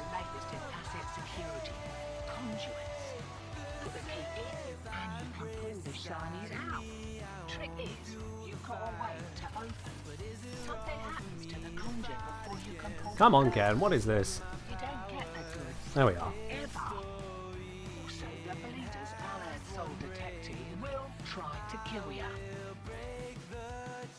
Alright, I'm going to need to change the music because I cannot have a voice in my head for this.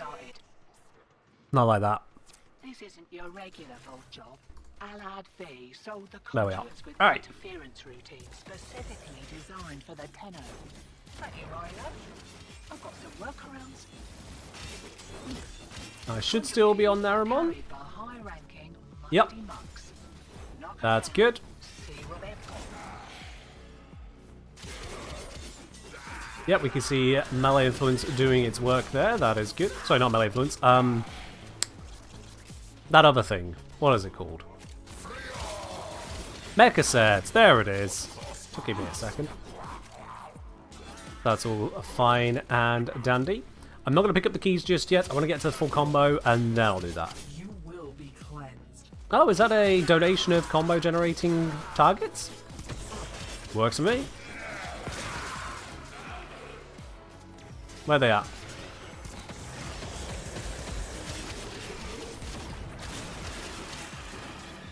Well, they're dead. So sad, too bad.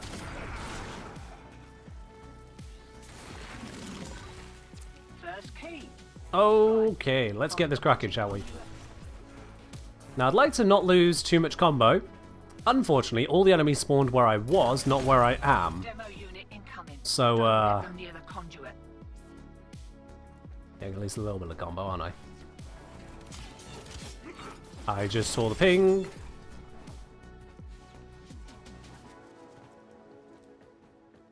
This way.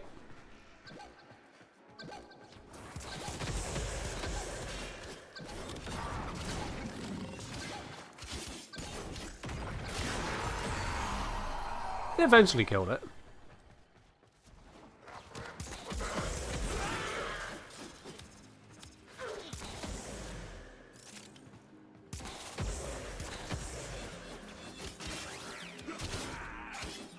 Thank you for the key.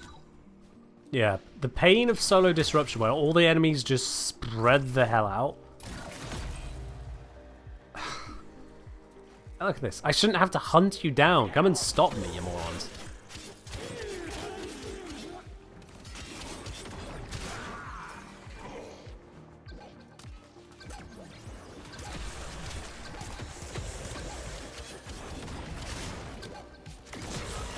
There we are.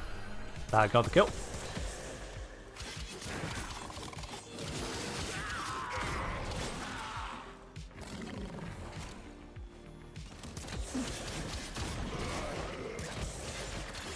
Next key, please. Oh wait, we already have the key up here. Thank you for the next key. Let's go plug it in somewhere. He's on the way through, so I can get my combo back.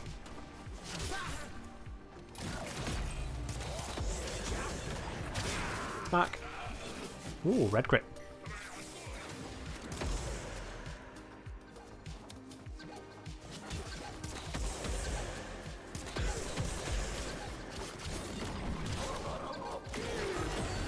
Slash proc kicks in, then it dies. Cool.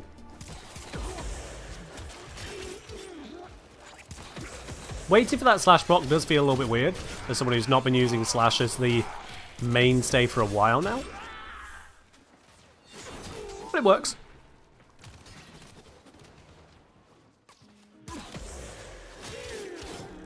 Looks like we have a key waiting for us over here. Don't know when that dropped, but I will happily take it.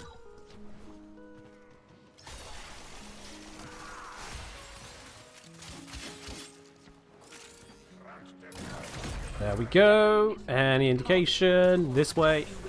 Keep it clear of that conduit.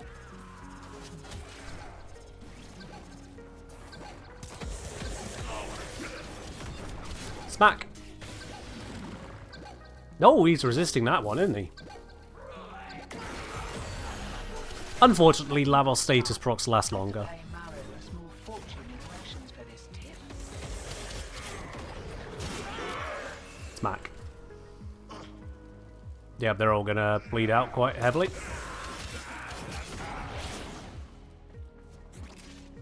Oh, was there an energy drain? Oh, didn't even notice. I don't even look too much at the, what's it?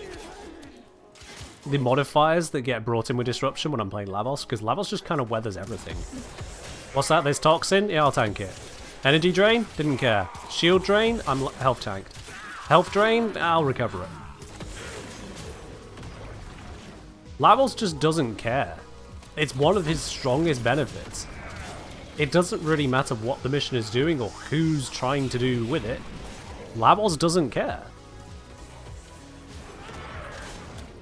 Hi, Acolyte. Wow, okay, yeah, fair enough. Bye, Acolyte. Sure. Quick reminder, I don't actually need Tennokai to get the crit damage. It's just there to benefit from it. Acolytes are weak to crit damage.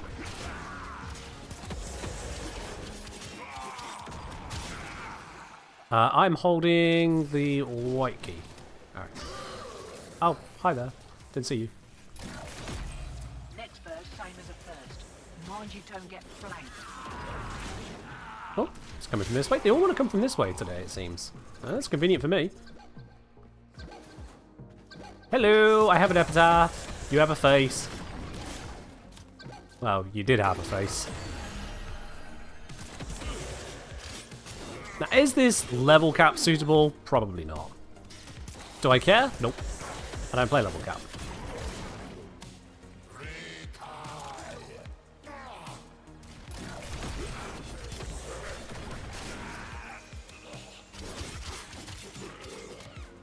Since when did I get hunted down by Blissey Pokemon? Dude, what the fuck are you on about? Here's the next one. God, I love this bullet jump speed.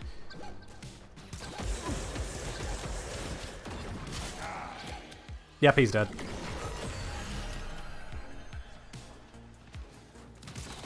Turns out you can't nullify death.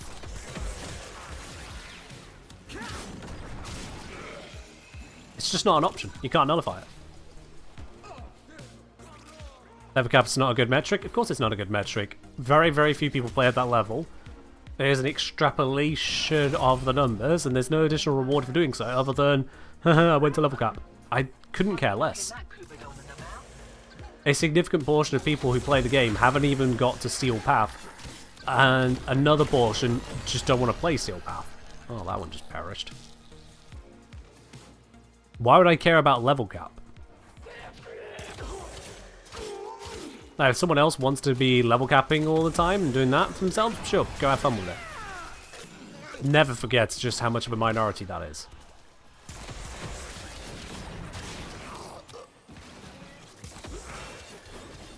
I mean, it's a minority of people that actually watch YouTubers and further streamers for advice on the game in the first place.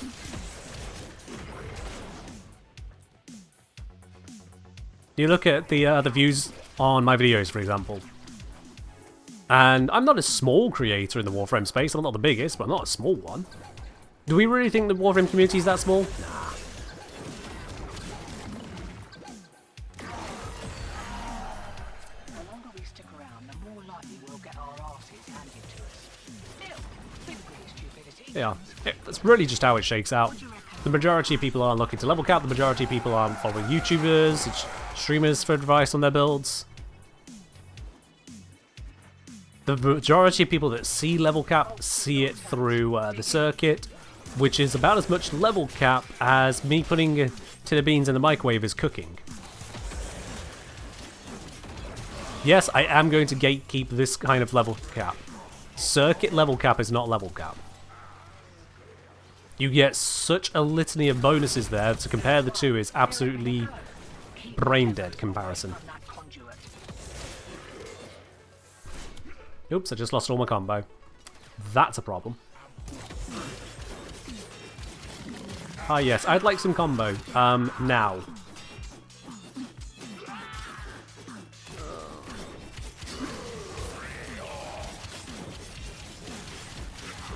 So I need 5 times, 6 times, 7 times, 8 times. That'll have to do.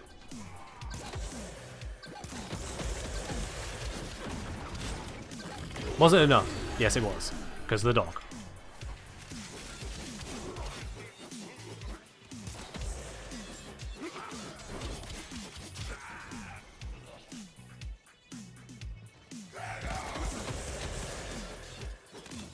Exactly.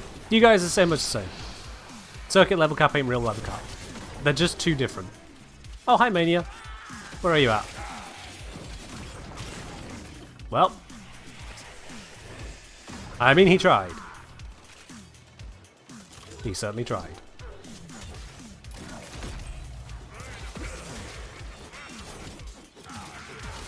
Trying to notice the blink.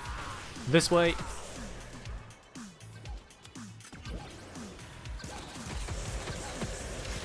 Hi there!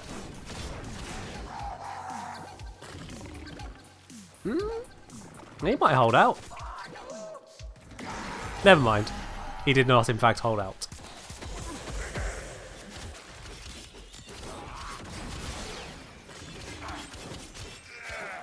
You've never gone to level cap? Yeah, that's fine. There's no requirement to do so.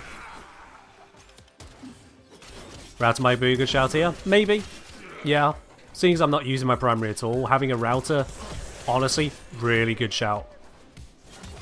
Really, really good. I could build combo up at a reasonable rate, but the router would just obliterate that.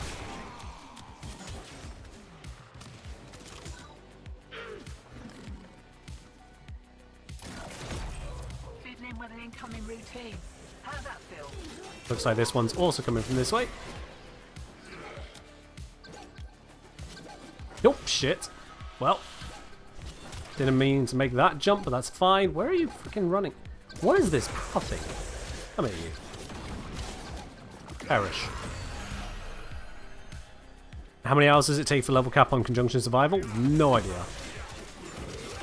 I don't memorize that, unfortunately. Bite, are you on about Conjunction Survival or just Survival? Because I thought normal Survival was something obnoxious like 8 hours. Oh wait, this is not where I need the key to be, it's the same key.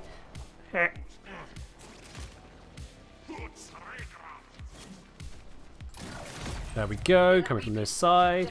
Combo's about to run down a bit, but who cares?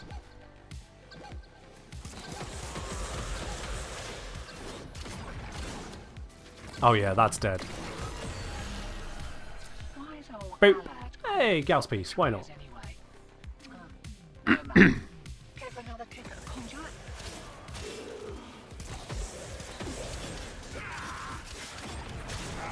It amuses me the number of people that think this is a heavy attack. Genuinely, a lot of people seem to think, because they only see the other Tonfa stance, they think that this is a heavy attack. Nope. Come on, where's my key? Void Cascades, 1.5 hours level cap.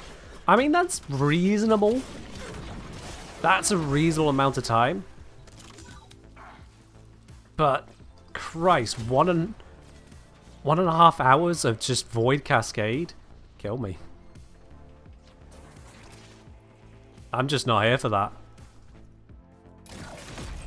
More of the old ultra-violence. Keep your back to the objective, old mate. I've never been a min-max, despite my clear awareness of various game systems, I've never been a min-maxer. I've never been a hardcore gamer, as it were. Boss fights come out, not interested. Level cap doesn't appeal to me. It just doesn't click. It really just does not click. And so you give me some high intensity, very repetitive grind like Void Cascade, I'm just not there for it. Certainly not for 1.5 hours. I don't care what level cap is happening. If anything, that's a negative to me. That's a negative. 80 lessons? Ah, to get double by the dog as well. Fair enough. There's a negative being that the levels is going to scale so quickly. If I did want to be around there for an hour, I'd then have to modify my build to handle that kind of extrapolated damage output.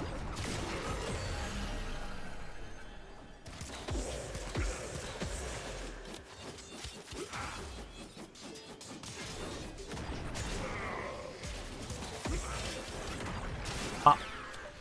Grab the key, go this way.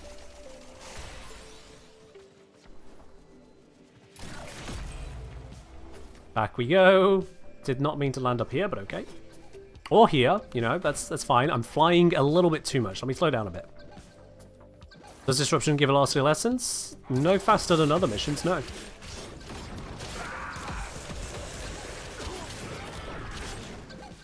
Now, I've got a resource booster, so that doubles it from 2 to 4, and then my dog triggered, that doubled it from 4 to 8.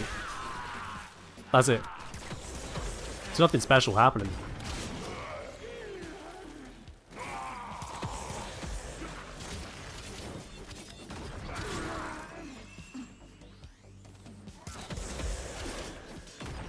What does Lavos think of level cap? Don't know, never asked him. No game has level capped the index. Ew. Just ew. What's the best Arcane 99 update to sell for most plat? Well, they all buy for the same amount of standing, so maybe you should have a look at the market and see which one's the highest price. It is literally as simple as that.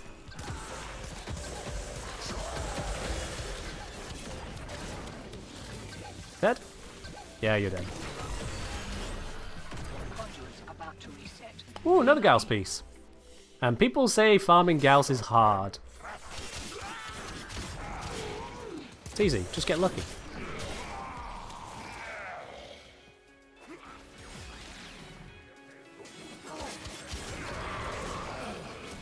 Safety's off. We kicked a clown car. Would Lavos make a good bartender? Well, I mean, had Lavos play as a bouncer. And their mace was the bartender.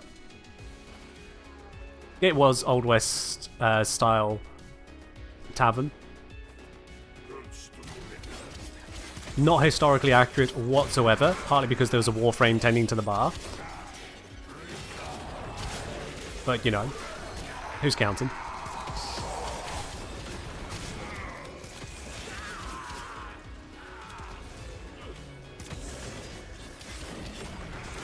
Oh, I didn't get the heavy attack off in time. It perished.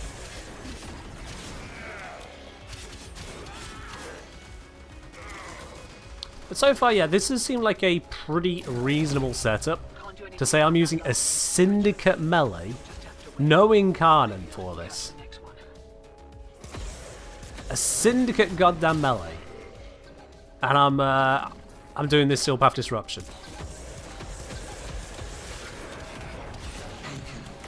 Oh, hello. Disfusional! Thank you very much for the raid there. Welcome on in. I hope you've had yourself a wonderful stream. Can one of our moderators do a shout out for Disfusional right there, please? Especially if it's one of our new moderators. We do have a few new ones here on the channel. Welcome in, everybody. Hope you've had yourself a wonderful time. At the moment, we are having a look at melee Doughty. It is definitely pronounced Doughty. I hate the fact that it is, but it is pronounced Doughty. And seeing where its use case lies, it's feeling like it might be a Disruption Arcane.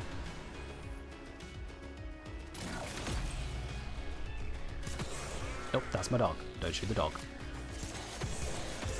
I see the marker, it's off over the other way. Just going to get my combo back. That'll do, thank you. Hey there, where's your beeping coming from? There it is. Bap. Yeah, it's dead. Watch this. 3, 2, 1. Plop. And we get a new key for it. Oh, that's convenient.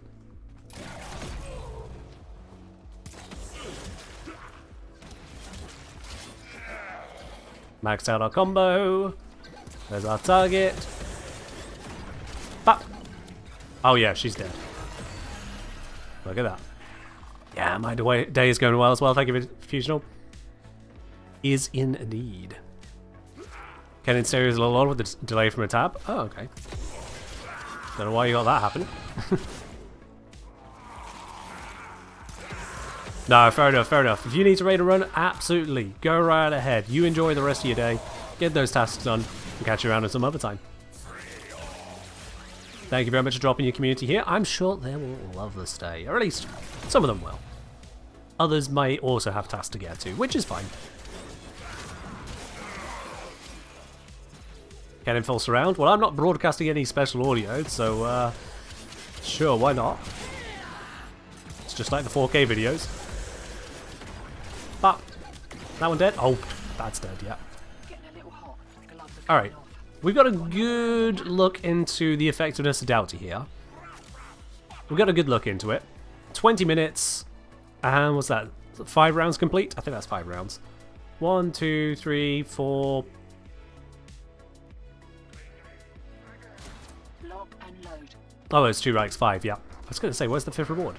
So yeah, 5 rounds, 20 minutes. Let's see then. I don't expect it's going to be faster with influence. I expect that it's going to be about the same speed. But how easy is it going to be to take down those demolishers? Same kind of weapon, same kind of setup, but influence instead of Doughty. Because theoretically it should just be a lot weaker. But we all know how theory goes. Oh, and I have an inbox message. What we got here? It's another glyph! Huzzah! The glyphs keep on coming until you got them all. Alright. Also, just see we've got Byte requesting some synth. We already have the sim, so I'm going to refund that back to you, actually. Your choice did not influence the stream there, so get your points back.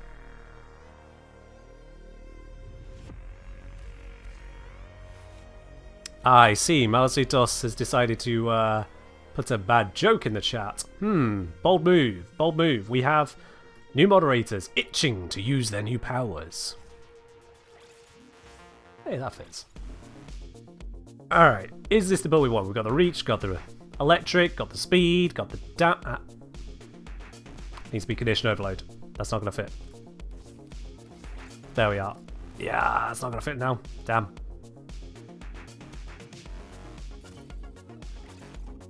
Doesn't work that way either, Ken.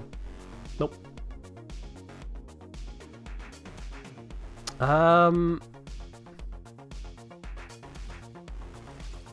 Nope. Ah well, no more reach it is. That'll be fine. That'll be fine. I'll leave it as is.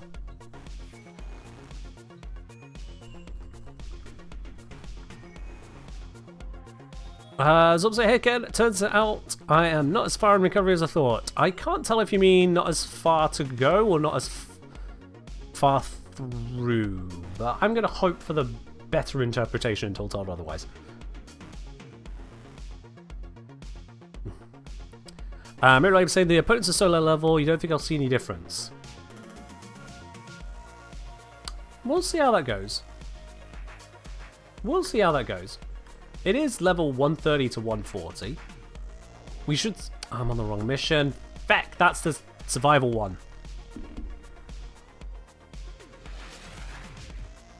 Your weapon. But I say, honestly thought it got changed to synth off vocal rock because of both disruption testing and point redeem. Yeah, no, I did the switch and didn't notice your redemption, sorry. Can melee influence be triggered by Wukong's clone Rexnox duality? I don't recall testing that, sorry. Have a look, see what it says on the wiki.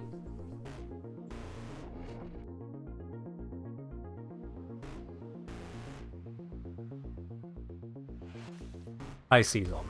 I see. Incoming transmission. It's from 14. Allied Thieves selling the latest in asset security. Conduits. Put the key in and you can pull the shinies out. You've got a way There we go. to open. Something happens Easy. to the conduit before you can pull the goods. You don't get the goods. Ever. Also, the bleeders Allied sold the tech. Come on, enemies. Right, looks like we've got the same room over here. Looks like it's leading through to this side. Is this side also the same room? No, this is a different room. Okay. So we have got some slightly different spawnage going on, which means we could get different results on that basis, but we're mostly looking at how we handle the demolishers. Everything else is kind of secondary to it. Nope, and everything's going to die. Let's move on to this group. So because melee influence is melee influence, we are going to be much more effective at just taking out groups of Grineer. Much more effective at that. As demonstrated right there. I'm not even at full combo. But let's see how we handle against the demolishers themselves. They are the reason we are here. First one spawned. I've not brought Valence Formation, so I am missing out on a little bit of the potential power. Oop.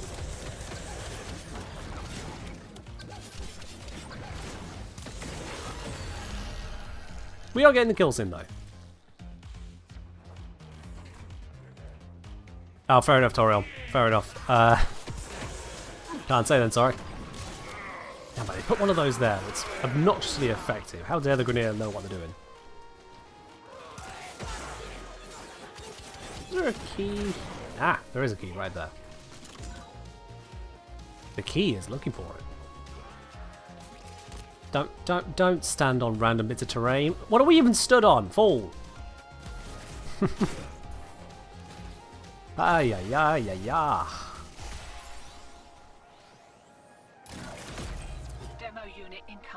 Don't let them near the conduit. Alright, we're already at 8 times combo. It's not good enough. Give me more combo. Demolisher's on the complete other direction. This ain't great, but we'll roll. Give combo. Give. There we are, that'll do.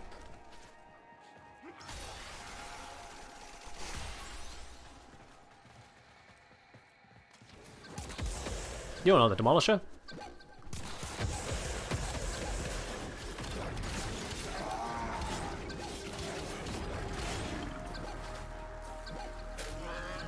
Yeah, it took 3 heavy attacks and a fair few ticks to kill. Okay. So this is definitely weaker against those Demolishers. Definitely weaker.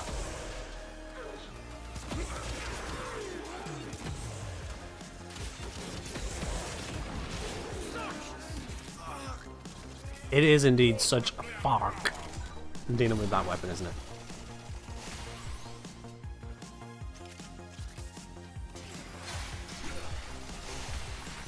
There's the drop in. Spawned over this side. We've got the majority of my combo. It'll be fine.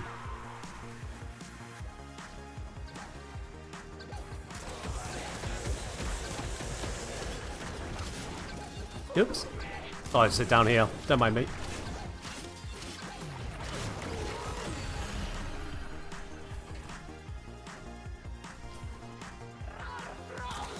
So we're not getting the best results. But what I'm seeing is that our time to kill isn't that crazily different.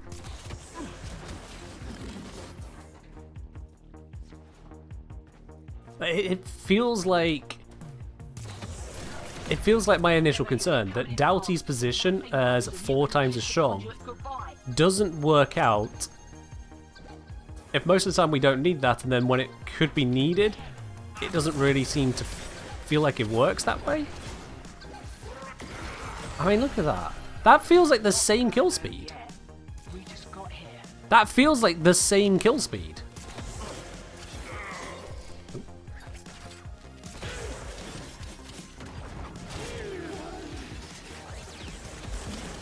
And that's weird because I wasn't one-shotting them originally. I was hitting them and then the slash block would kick in and kill them. So it's kind of weird that I can get that kind of damage here. That's the weird bit to me. Hello, Chaos. Welcome on in. Do Demolishers benefit from enemy damage resistance conduit debuff? Oh, I suppose there's the debuffs that apply. I don't pay enough attention to those. Maybe. Oh, that is a fake waypoint. How dare. Where's... Is it up this way? It's up this way. Stupid waypoint. Alright. Mind you don't get flanked. We got enough combo. Let's kill this.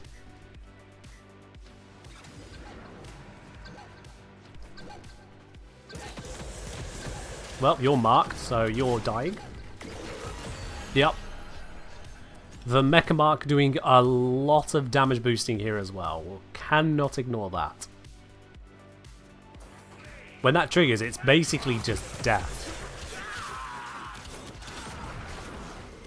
That amount of damage bonus is a little bit obscene.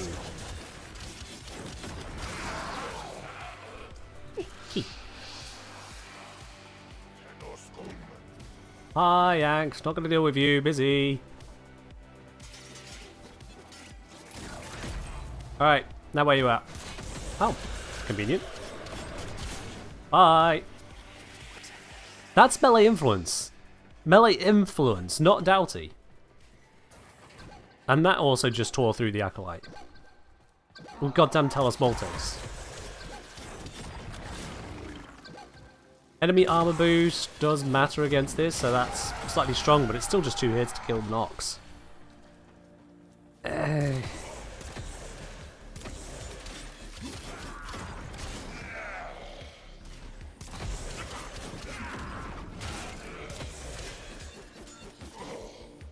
It just doesn't feel impressive. That's what this is all coming down to.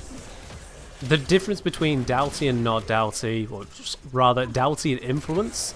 But even this, we can't really say I'm relying on influence. The difference between the two of them just doesn't seem enough to justify using it in the majority of circumstances, to take that extra bit of effort in build making.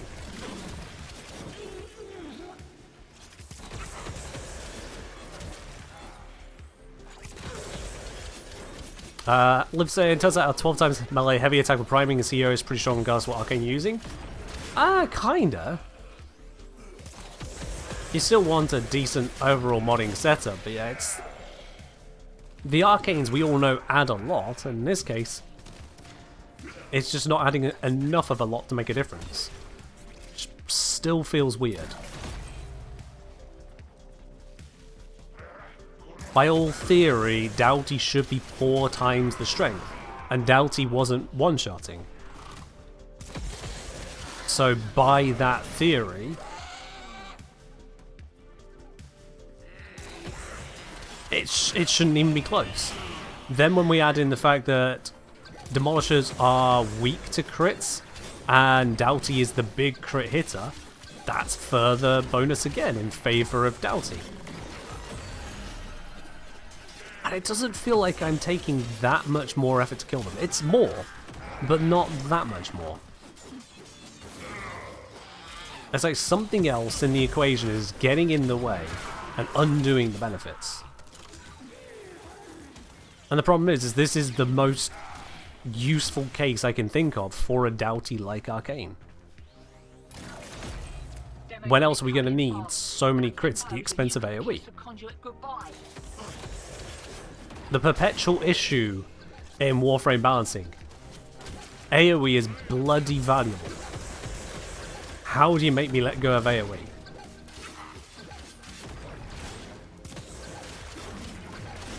Okay, this one is now resisting. That one took a bit more.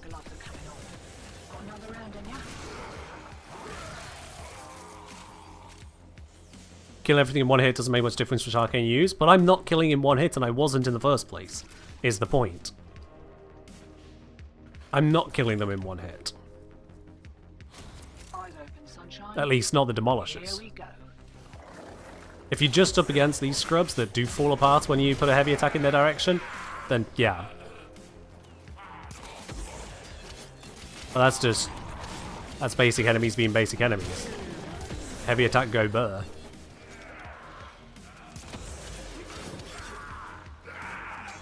We'd say his chances on stance and attacks. No, we had to look at the bonuses. The bonuses were applying where they should have been, so it's not like it was being diluted out. There was no dilution to be concerned about. And as for the status themselves, the 4 slash procs were intentionally being utilised. Right, they're having a go. Keep the demos away from that conduit. This way.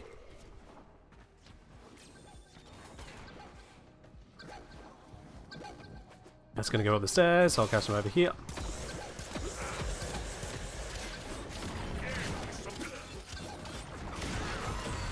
Yeah, that was a pretty quick kill. Advice for how to keep at the combo counter. Naramon, combo duration mods, the dexterity arcanes, just hit enemies, that sort of thing. Bye, Mania. Mania is an acolyte, and being an acolyte, they have a hard cap on the damage per second they can take, except for crits. Critical multipliers bypass that limit. So the fact that this weapon is keeping up with that limit... What am I holding? Oh, blast. The fact that this weapon's keeping up with that limit and near enough just one-shotting them, close to, again, just weakens Doughty's position. Demo unit incoming.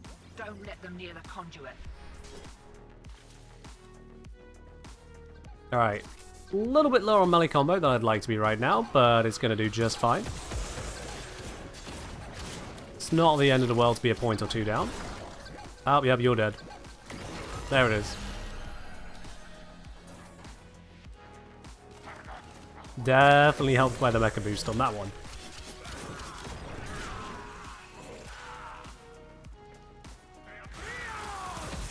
Hi there. Perish. Thanks for the key. Oh, and there's more things perishing over here as a result of influence. Yep.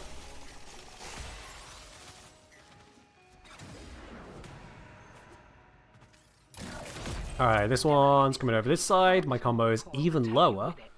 Okay, I'm not killing enough enemies. Oh, wrong side.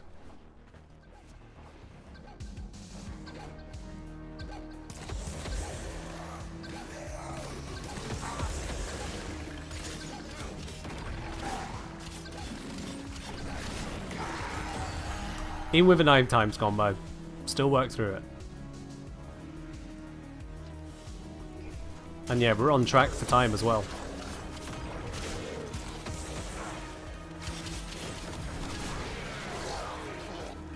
Thank you for the key. Let's go pop this one in over here.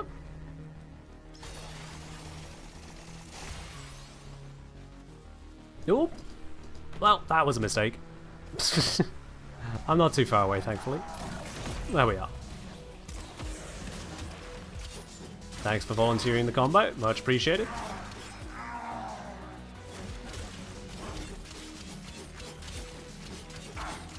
Can I get to 11? Ooh, nice. Alright, now let's go kill this thing.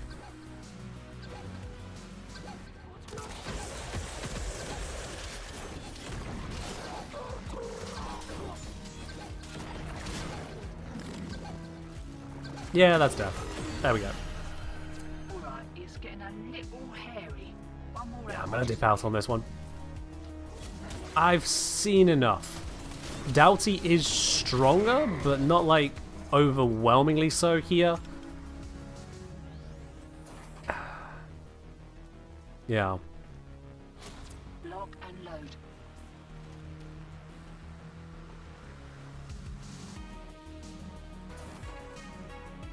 I feel like Doughty might need better scaling. Doubt Jugular Spines mod is even worth it. Okay. Am I even using Jugular Spines?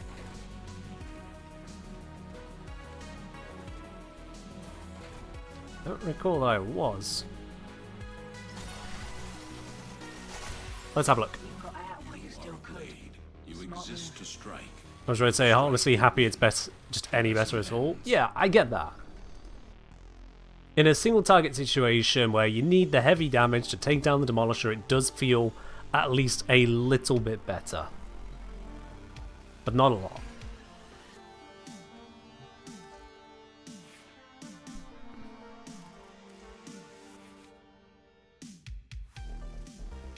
But yeah, I was using Carnus Mandible on the Talos Bolt Ace with Doughty. Despite the fact that it improves the slash component, not the puncture component, it was the benefit on heavy attack that I was leading into there. Because there's not a lot better that can work with it. Not a lot. Because you don't want any normal elemental or physical mods, they're no good for you. Body count for the combo duration is an option. Heavy attack hit for movement speed is just quality of life. Combo duration and some crit bonus, that one could work out, honestly. We've already got 440%, but bringing it, sorry, 880%, but bringing it up to 990% is not the worst idea. But then we just run out of options, really. Heavy attack efficiency on a Tennokai build is just wrong. And there is the other Tennokai mod that could go there. Where is it?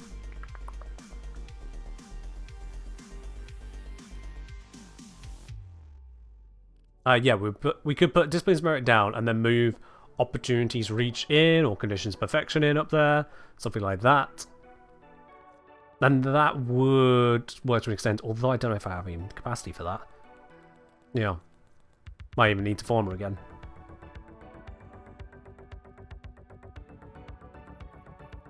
Yeah, Mirrorlay pointing out the only limit in terms of influence is, oh, but what about the combo generation?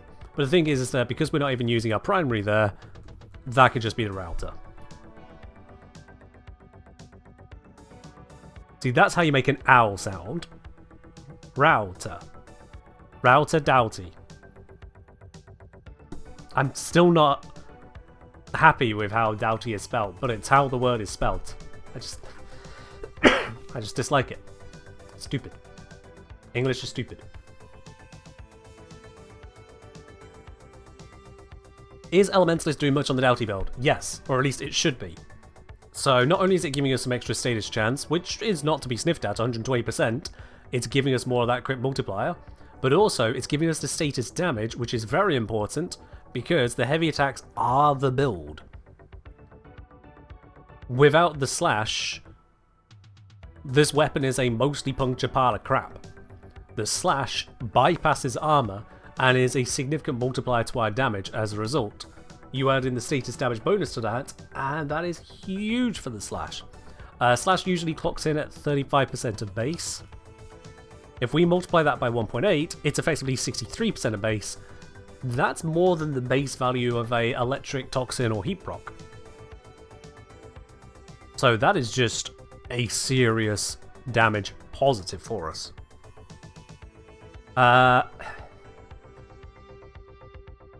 What could be done here would be to ditch Carnus Mandible and go for a faction mod, but you can't get faction mods for a lot of factions anyway. You can for the Grineer.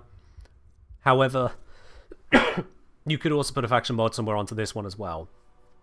The difficulty here is that we need that extra slot for the electric, so I guess in that regard, technically Doughty could come ahead here. That sounded like change request? That there is. Yep, I did miss that. Thank you, Agia. Boop. Red. There you are. Stinky Pinky picking red rather than pink. I mean, you know, that's absolutely fine. You don't have to stick to your namesake. Absolutely fine. There you are. So, before I look at any other weapons, what are the other use cases for Doughty to consider?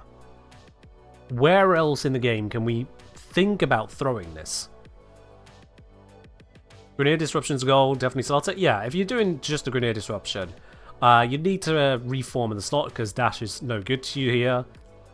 But after reforming it, you'll be fine. And for this alternative build, yeah, if that was formed from dash to V, you just put reach there, make it primed, all that good stuff.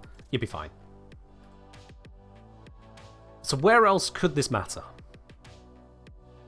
I'm actually just going to grab the wiki for mission types.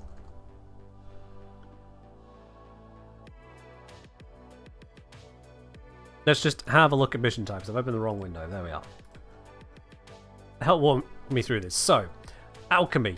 Alchemy, you don't need to deal with single targets in that way, so no good. Arena. You're taking out single targets more than you are AoEing. But if you're doing the arena in terms of Arthrum, I would imagine you would probably want to be doing more of a direct slash rather than slash proc basis. You don't want to be having puncture, because you want to be splitting the bodies because you're farming them, so that's no good. Ascension, loads of enemies. Assassination we'll come back to because it's a multi-mode. Assault, no one plays it. Capture, you go in, you go out, it's very quick, it's not a Doughty situation. Defection, loads of enemies. Defense, loads of enemies. Mirror defense, loads of enemies. Disruption, we've just seen, a little bit of an improvement, but not as much as expected. Excavation, loads of enemies. Exterminate, loads of enemies. Hijack, doesn't exist. Infested salvage, loads of enemies. Interception, loads of enemies. Junction, doesn't count. Mobile defense, loads of enemies. Netrocells, loads of enemies. Orphix, doesn't count. Pursuit, doesn't exist. Rescue, don't even need to kill. Rush, might as well not exist. Sabotage, loads of enemies, or doesn't exist. Take your pick. Quite frankly, oh no. Sabotage is alright as a mode. It has unique stuff, but anyway. Sanctuary Onslaught, loads of enemies. Skirmish is just a railjack thing. You're not going to care too much about your melee builds over there. Shrine Defense, loads of enemies. Spy, no kill needed. Survival, loads of enemies. Armageddon, does anyone even play it? Cascade. Cascade,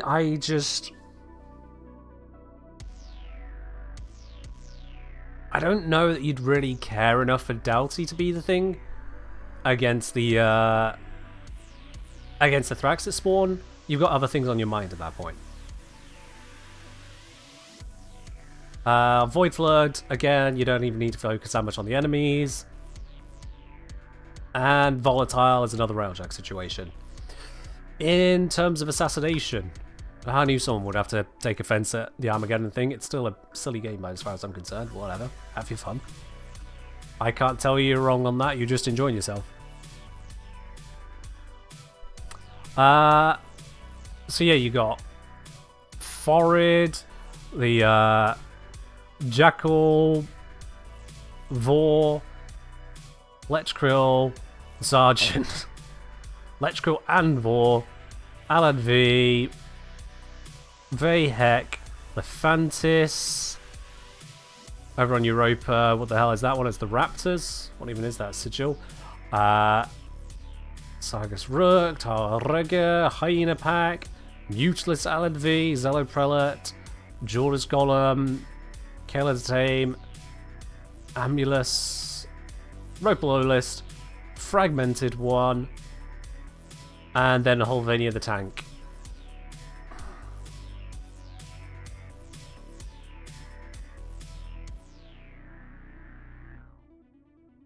I just don't think there's enough there that matters.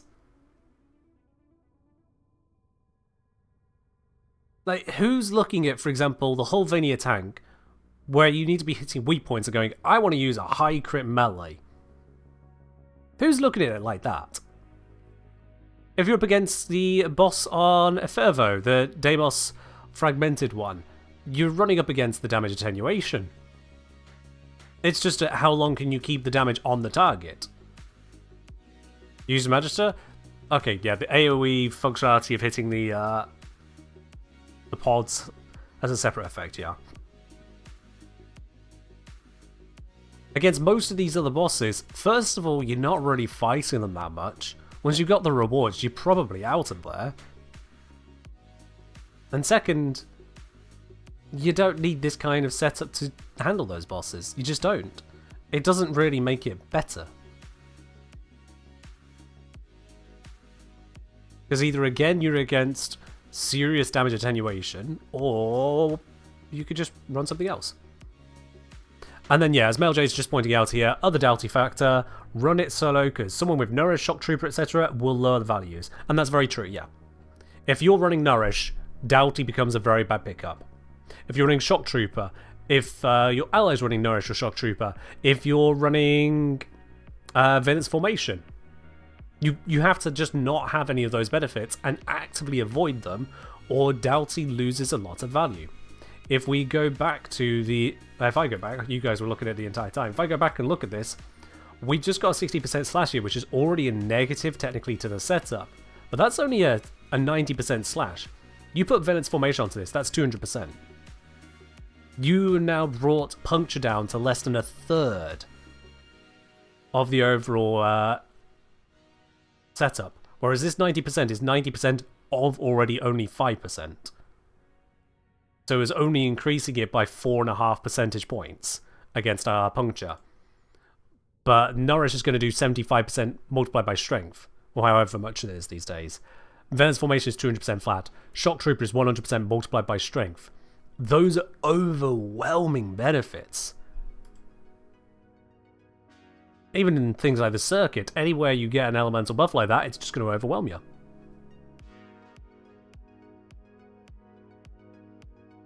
And the problem is, when you get overwhelmed, because of it changing the status balance, you'll just simply have a much lower chance of proccing Puncture, and so Doughty just goes straight through the floor. Straight through. Even the stance modifiers, hidden stance modifiers, can change the effectiveness for you there. Let's just quickly throw that on there. Just want to have a look. Yeah, that's not any better when it comes to slash procs. That might actually be worse. Yeah, it's actually worse. So never mind. Meljay said, don't know if circuit ones break it since those are extra hit with X elements instead of added. That's the thing, they aren't all extra hits, no. If I bring up Decree real quickly here.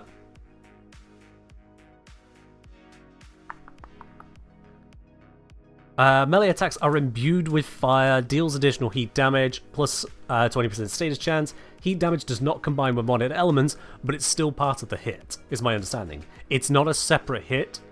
Instead, DE changed the nature of how elements combine, including that decree, to account for the fact that people didn't want heat turning their electric into radiation.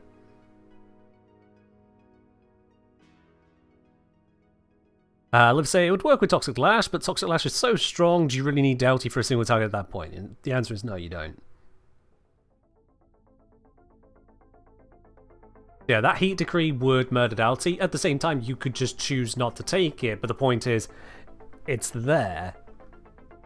You'd be giving up damage to try and maintain Doughty, which is kind of ironic.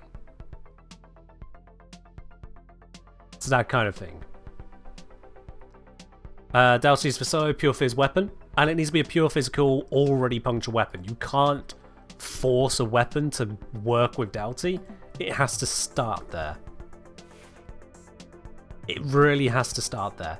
Even if you had yourself a perfectly even split, 33% in each of IPs. Cheers, Zom.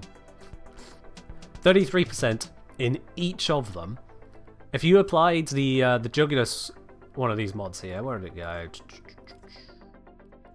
There it is. Jugular Barb, so plus 90%. That doesn't bring you up to 123% puncture versus 33 of each impact slash. Not at all. The 1/3 would be increased to 63.3 recurring equivalent, alongside the 2 lots of 33.3s. So it would go up from 1/3 to not even half. Not even half. So if you have a weapon that isn't already puncture focused, you can't turn it into enough of a puncture focus for it to matter.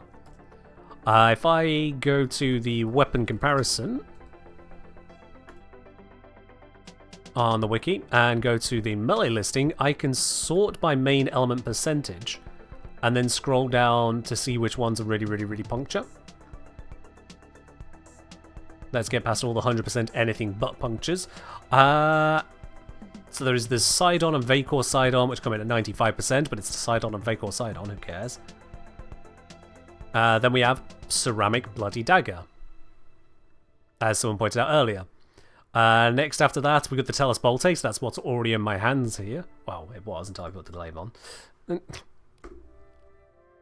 So there's that. There's the Distrezor. We've got the Halakar Wraith. And now I'm dropping down. I'm down at 80%. We've got Anku. 80% for normal Boltes. 80% for Hirudo. 80% for Halakar. 75% for Doughty, which can't even take it. Now we're down at 70% with the Endurer. And by the time we're down at 70%, things are starting to fall apart.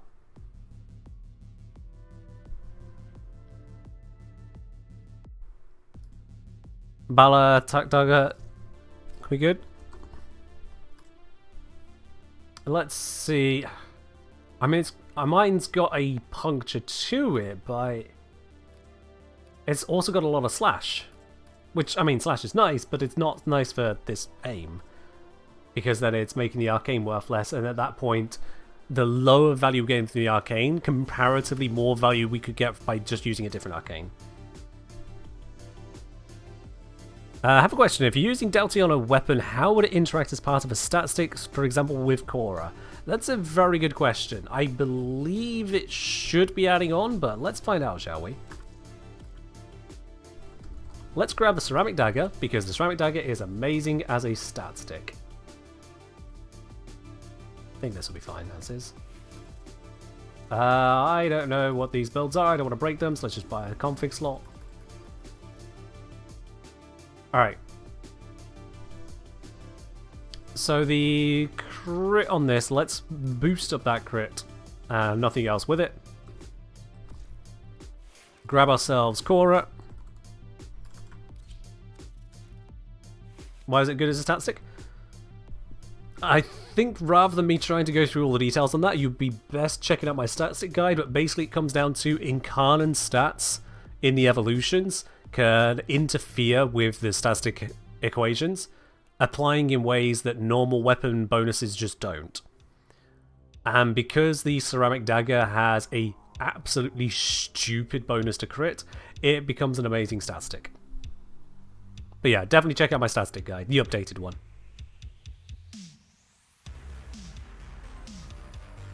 Alright, yep, just basic Whip Claw, but actually, no. Let's go Pilfering Strangledome. I don't want Whip Claw to be scaling up off anything. I just want to compare with and without Doughty. That's all.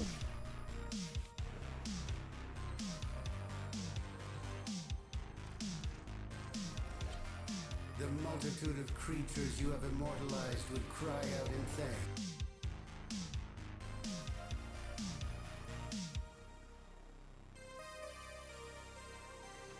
Another creator did a ceramic dagger build with it, I presume it being Doughty.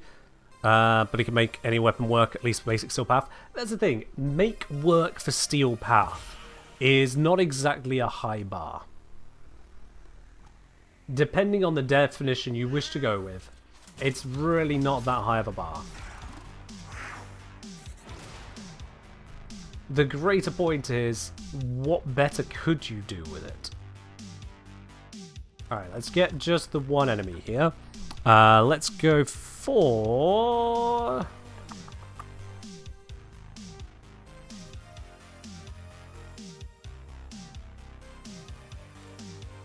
what do I have in the manners?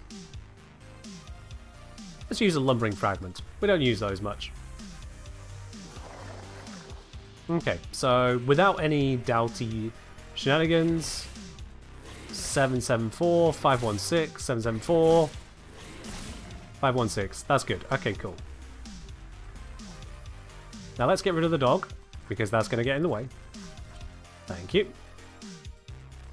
774, 516.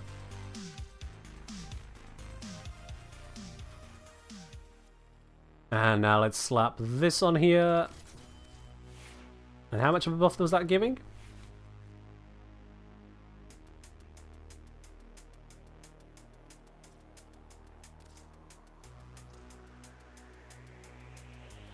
Ah yes, status chance is low. Right, yeah. Let's just see if it's having an effect. Yep. Hope everyone's doing well. I might have overslept by just a tad. Yeah. Hey, Ellie. Thank you very much for dropping the sub over here up onto 91 mums. Much appreciated. Hope you're doing well. Alright, yeah, those are definitely much higher values. So Doughty does seem to be having the effect there. Doughty does seem to be having the effect. So now let's enable a lot of status gain.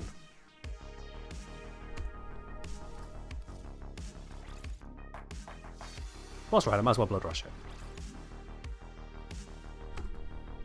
Let's just throw a bunch of status in here.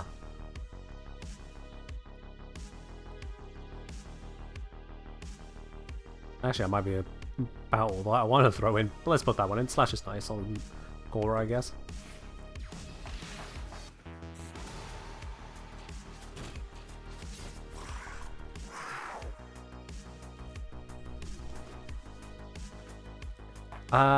You know what? Let's grab a router, actually. Just so I can get the combo builds right up pretty much instantly and safely. Let's get a router. I should have a combo test approach. Yeah, this looks like it.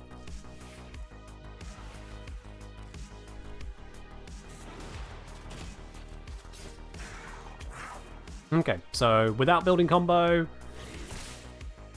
3507 already.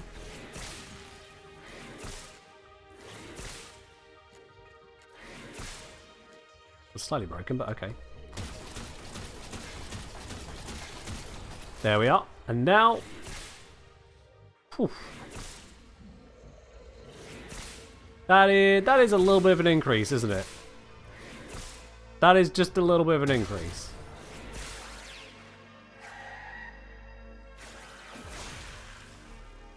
And now?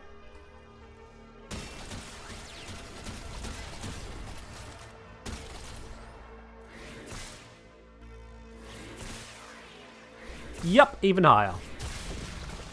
That'll do it. That'll do it. That is a pretty substantial crit bonus. Alright, let's dial this up a bit. Come on. Let's dial it up. So, let's see. Was that the one? I think.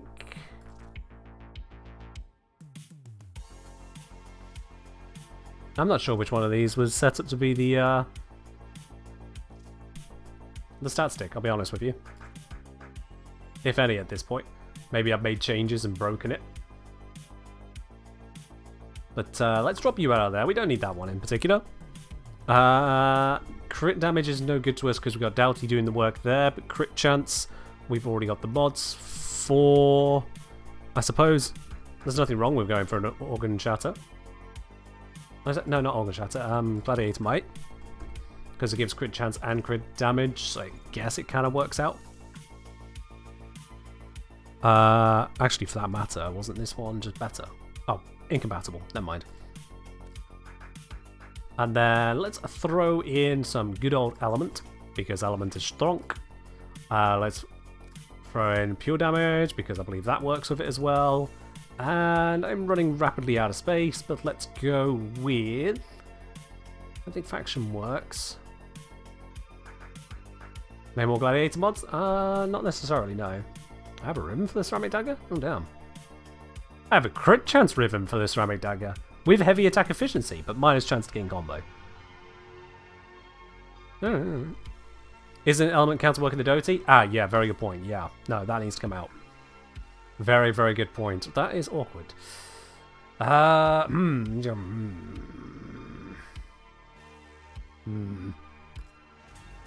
Alright. Let's bring back in this for now, at least to fit that slot. Yeah, that's...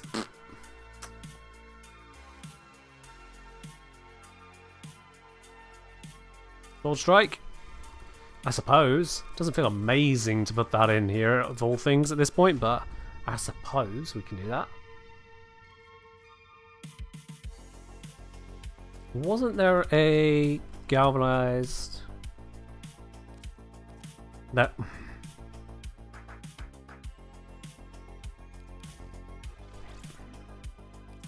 There we go. Got it.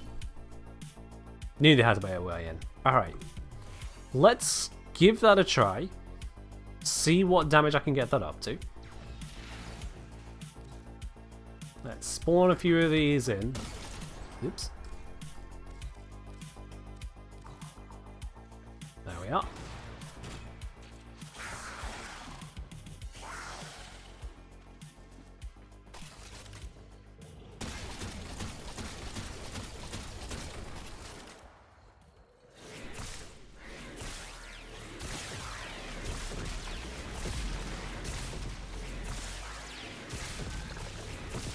Well, that's effective. To say this isn't the correct core build, let's switch that up, shall we? And let's make this faster to spawn these in.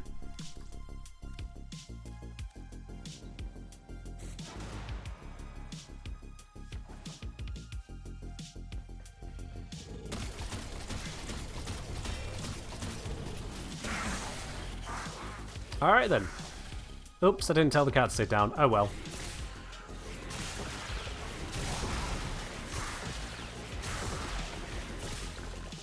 I ran out of things to hit.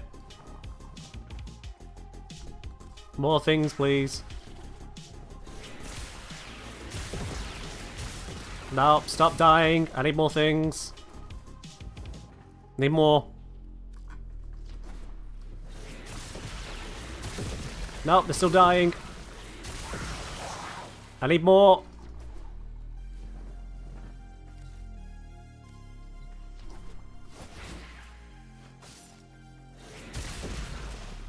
I didn't actually see that damage total. Seal path modifier? It's on. Damage cap? No, that's not damage cap. We're in the millions, not billions. We are 1,000 away from the visible damage cap.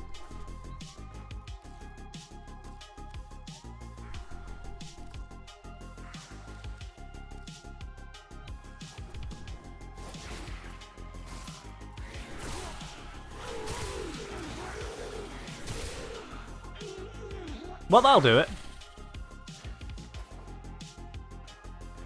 Am I running Jugular Barbs and Ceramic Dagger? I don't believe I am, though.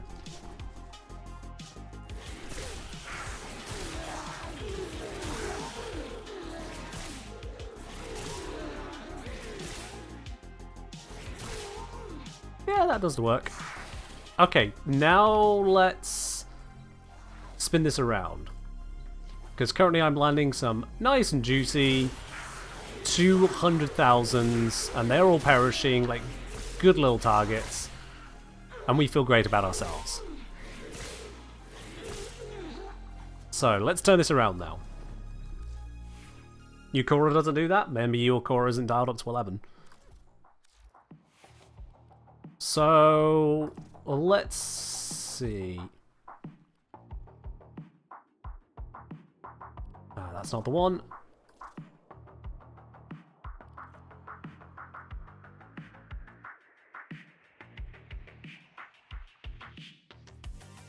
Let's drop you. Galvanized steel and get the cold back with Vicious Frost.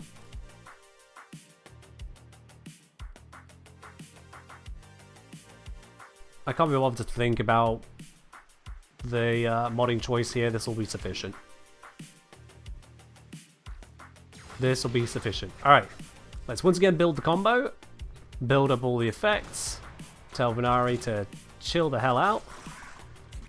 And see what we get. So first, build the stacks.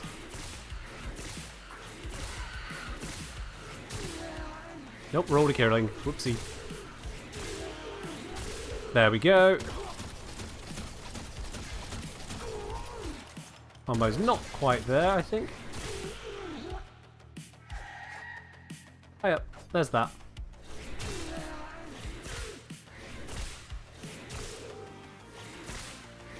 And yeah, once the corrosive procs kick in, that's more damage.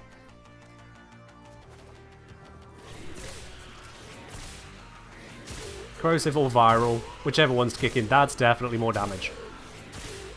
We don't have the guaranteed slash though. Or, well, not guaranteed, a high chance of slash. But for this level, it turns out we don't need that. If I bring in the Lumber Boys again. This should be hilariously unfair.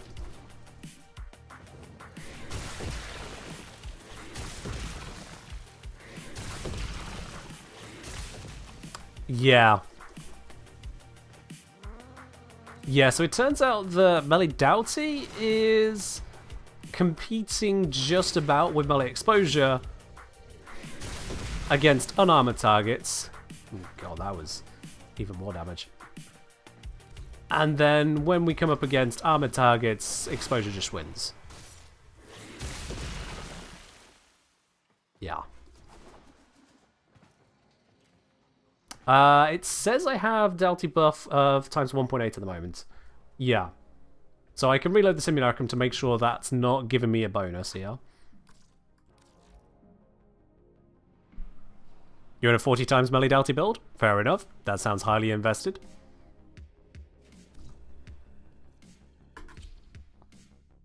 For that, you would need one hell of a status chance. That's 400% puncture. Yeah. Yeah, I don't need to make any changes.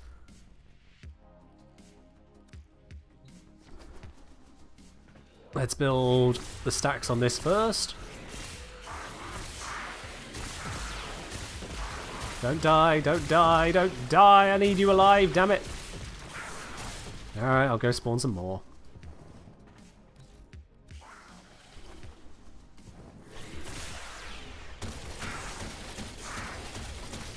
Yep. So this is just getting combo for combo's sake, not for Doughty's sake, because there is no Doughty. Death. What kind? Instant.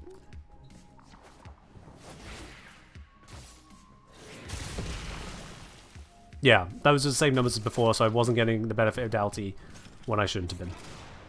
Okay.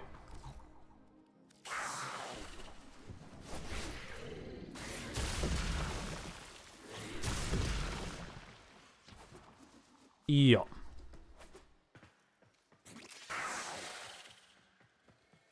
Yeah, this reset thing, it mostly makes a firework display. It doesn't actually reset shit. Anything it does reset, I think, is more of a glitch that it successfully does anything. Alright. Conclusion, it kind of works with stats of the arcane, doesn't beat the good ones. At least in the core example here, yeah.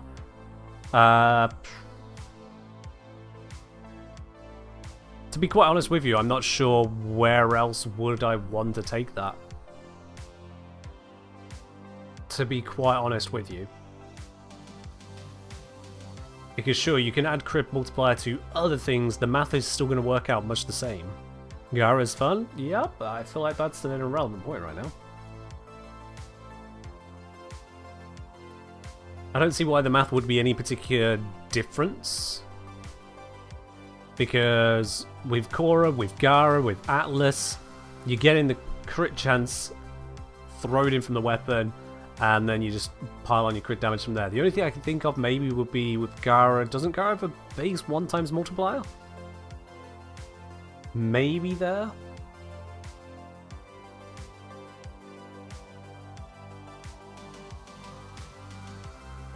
Because then you don't have a multiplier to build off of. There you are. You were in Raffle Advance? Fair enough.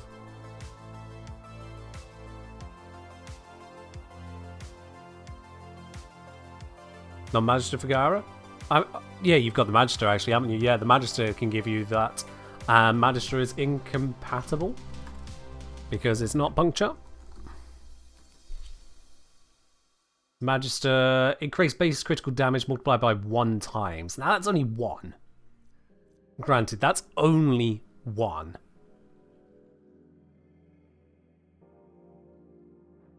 Yeah. Zom saying if WAP run the Sisk Evo. Okay, if we run the status chance evolution on Ceramic Dagger, I guess, because that's where I wanted a second ago, but that... Is that overriding the crit bonus? Which is kind of very important. It would be, yeah. Now, it's nice having the extra status, but the crit bonus is really important. That's why people love the Ceramic Dagger, because it makes your crits go, whee! Obviously, if you're using Raffle Advance, then yes, you can reconsider the numbers there. And now we're getting into an ultra mega layer of combo. Because if we're going Raffle Advance and Korra and Ceramic Dagger and Melee Doughty versus Melee Exposure, it's like at that point, run the numbers yourself. My god, is that... At that point, you've got a finished build and you're choosing between 2 arcanes. Run the numbers yourself at that point. Oh! You're trying to say to chat. Alright, fair enough. It was a failed reply. Got it. Mirrorlave saying, does it make a difference with Gara? Her 1 has a force proc with puncture, if I remember correctly. Her 1 has either puncture or slash, depending on how you cast it, but that's irrelevant to the application of Doughty. Doughty comes off the melee weapon, not off the ability. Is what we're getting the understanding here, at the very least. If it builds off the ability rather than the weapon, we're all screwed. But I'm fairly certain it builds off the weapon. And so on that basis, Gara's not adding anything special to it there. It does feel like the use case is very limited. If you want to somehow shoehorn in some really large crit multiplier numbers, you can. But it feels like you're just missing out on other benefits to try and get there to at best match them. It's like, do you really need to want to invest into yet another arcane to get only about the same results? Results which can be made worse if you have an ally of any type.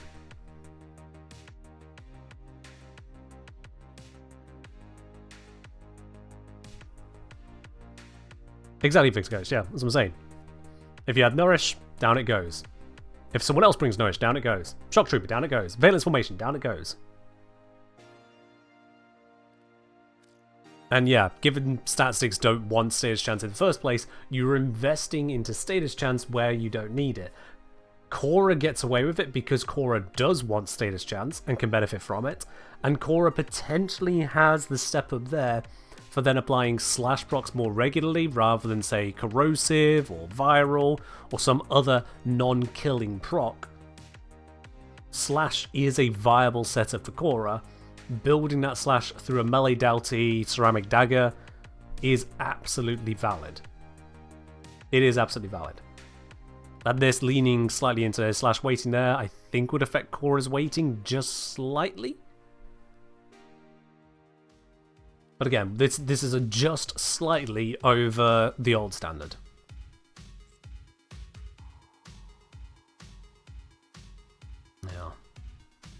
Yeah, I get that a lot of the 1999 arcanes are indeed situational. It's kind of part of the problem with, well, Warframe being as old as it is. Where do you put something new that isn't overpowered? Think about the last few bits of equipment you picked up and why they were so good for you. Really think about it. Outside of Warframes add entirely new gameplay circuits in and of themselves, like Cytonine, Kome, and what have you. Think about the last few things you picked up. Korra, what are you doing?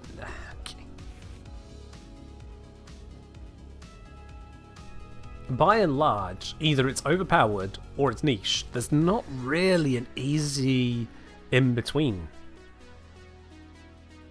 I'm going to go via Elena to look at the arcanes down that way. Elena's not this way.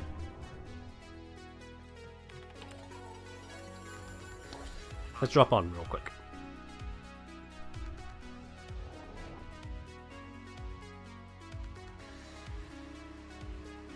Now that's just disjointed.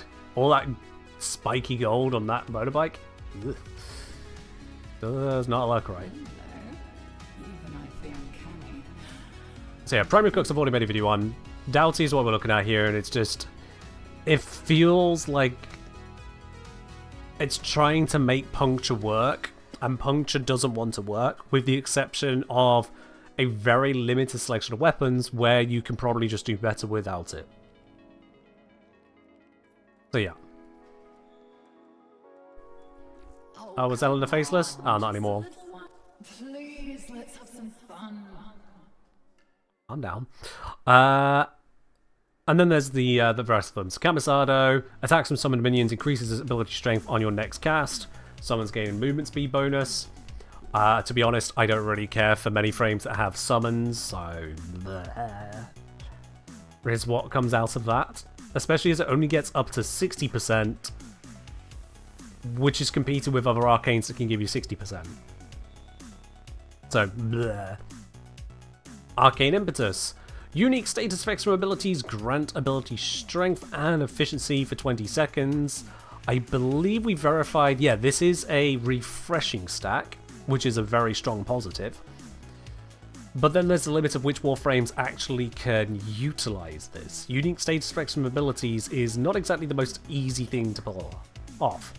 Yeah, Varuna, Citrine, Lavos, those are your big ones.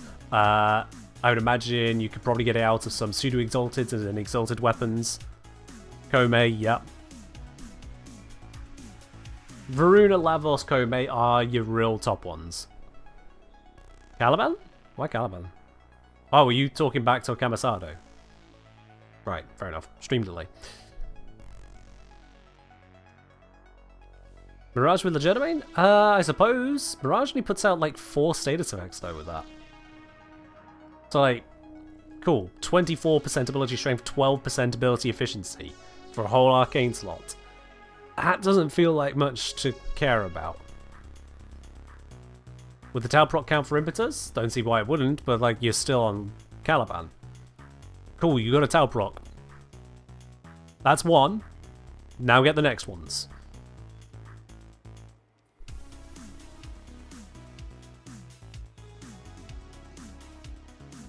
Yeah. Varuna just goes, oh, hey, yeah, we got more strength and efficiency without having to get all the kills built up. Sure, why not? She likes that.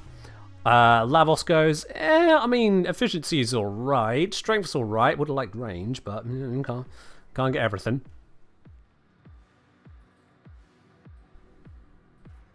And then you kind of lose your speed. Komei. I'll be honest, I just don't gel with Komei. I'll be quite honest, I just don't. I know I'm insulting and upsetting people with that, but hey, we each have our own. Komei is not really for me. It just doesn't interest me. Loki with damage decoy. I keep forgetting that Loki actually has a function these days, aside from invis disarm. I should probably mess around with that some more at some point.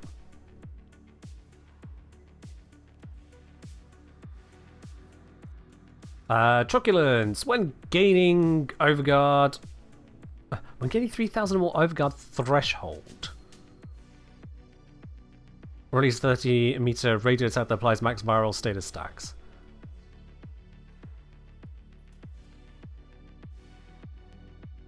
I'm just going to double check. I've looked at this arcane previously, but... Arcane Truculence... What the hell does threshold mean? Viral wave is created every time you achieve a multiple of 3,000 Overguard, whether you had no Overguard before or already had an existing amount applied to you. Okay, so whenever you reach a multiple of 3,000 Overguard. Right. And then it's a slow line of sight wave. Okay.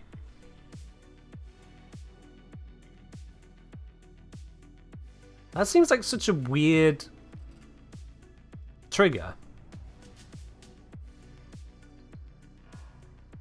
That really seems like such a weird trigger. Not gain 3,000 Overguard. It's reach a multiple of 3,000 as an absolute value. Or an existing value.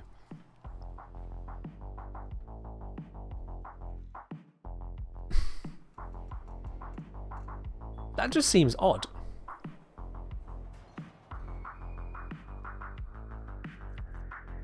It's got 3 limitations to effect that would be fine with 0. I take it you're saying when gain Overguard, apply max viral without line of sight? That's kind of a wild one if that's what you're suggesting.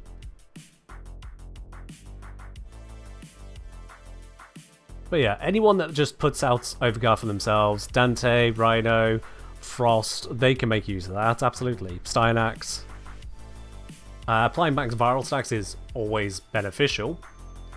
30 meter radius sounds absolutely amazing. Line of sight, okay, kind of screws it up a bit. Because there is a relative lock on the control as to when you can get Overguard, that does limit it somewhat, especially like in Rhino's case. You can't just keep re-affecting it, yeah. Does it need LOS? Yes, it does, apparently.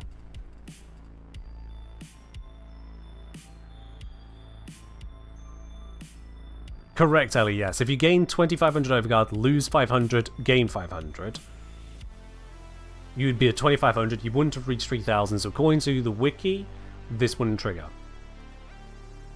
Yeah. Bellicose! Gain 6% ability strength for every 250 max health, up to 72%. 72% is higher than most of our arcanes. If anything, maybe any arcane can give you, so that's nice. If you gain 80k of guard, Frost or something at once, just proc once, I'd imagine so, or at least functionally look like. Because if it all went out as a mega wave, well, you're already hitting max viral anyway, so it doesn't matter if it procs once or 20 times. It would still just be one wave, right? Yeah. In terms of Bellicose, gain ability strength, yeah, for the max health. To beat out even 30%, you would be needing 1,500 health, which is not a small amount of health to ask for. To get to 60%, you need 3k health, and that's a lot to ask for. Wisp specific? Yeah, I can see the value there to Wisp, absolutely. Wisp can be chaining that ability strength up until the max. For already health heavy frames, they can enjoy that benefit. It's less niche, yeah. Fantakilla is saying, just test it, you don't need to hit 3,000, you just need to gain 3,000. Well, that's the complete opposite of both what 1, Threshold would suggest, and 2, what the wiki suggesting. Are you certain? 60% is 2,500 HP? Sorry, did I multiply that wrong? I did. How did I do that?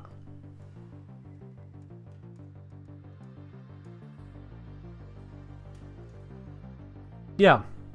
It's 1,250 and 2,500, not 50 and 100 and 3,000. 3,000. My bad.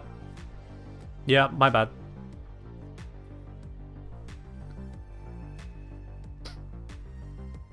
My bad on that. So, Fantakilla. You just tested on Synax, got to 2,000 highest, and it's still triggered. Curious. Okay.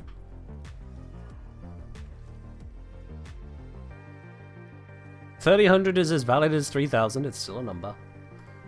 If you want to complain about the way to refer to numbers, go speak to the French.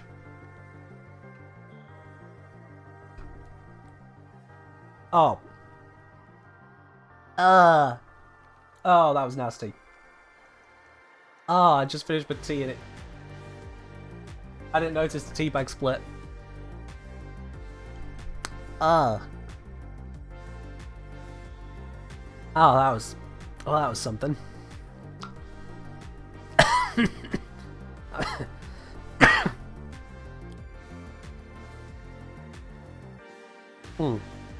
There we are. Alright. Tea was steeped too long? Wasn't steeped too long, just tea bag split. Sometimes that happens. Ugh. Well then, tea with the pulp left in? Sure, yeah.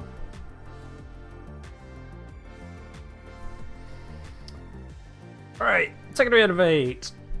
Someone already said, Innovate just makes secondary crit, it's good for low base crit, might replace Avenger. Yeah, it's just, here you go, have crits, really.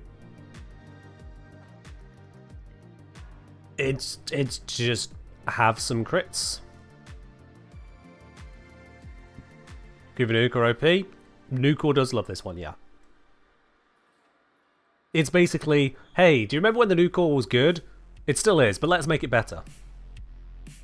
That's what this arcane is. Any secondary that has low crit but a good crit multiplier just goes, yeah, no, let's just good again. Off you go. Just hit things. Blap, blap, blap. Especially high fire rate, because you don't worry about the highs and lows, you just worry about the average, which is blap. So yeah. And then we got Arcane Crepuscular. While invisible, gain strength and final crit multiplier. I mean, that's pretty obvious. Are you invis? If you're invis, you want it. If you're not invis, you don't want it.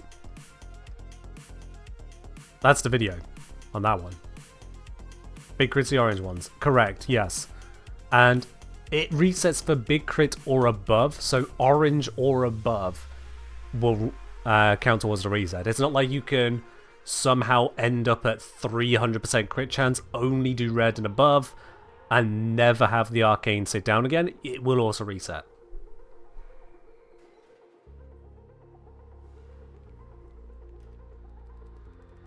But technically it should say resets after 6 crits above basic or above yellow. I mean, why can't we just refer to a colour or something?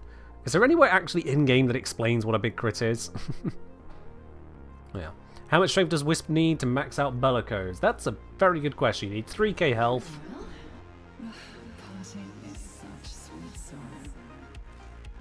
Let's see. Oh, good lord, what the hell has happened here? Oh, yeah.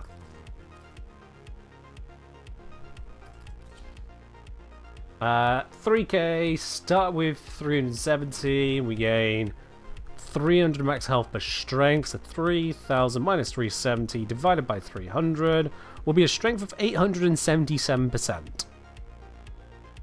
Assuming you don't use health modding. A little bit. Just a little bit. Now you could Umbral set, and that'll give you a bunch of strength and also get a bunch of health from that as well to bring that down, but yeah, that's a bunch to work through. Meljay says, according to the wiki, Bellicose is breakpoint based at 2980. Okay, fair enough. Yeah, sorry. My bad for not taking into account the rounding that D may or may not do. My bad. And that's assuming that the wiki is correct about it being breakpoint based rather than the UI looking like it's rounded, but it's not actually finished getting there. I'd test it, but I really can't be bothered.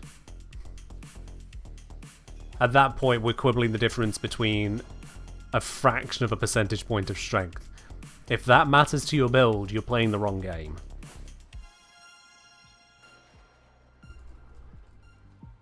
So yeah. All of these arcanes, they look like they have their uses. I just... Owie, what you do still... Should we I just...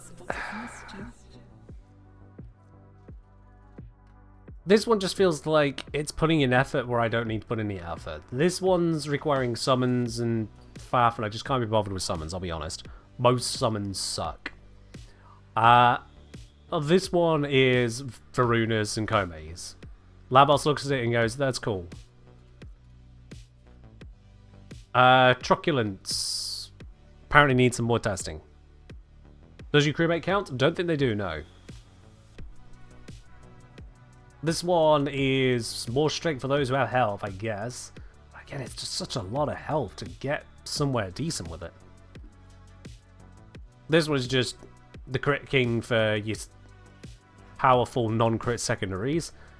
And Invisgo Burr. Again, it's useful, it's just Invisgo Burr. It's... yeah.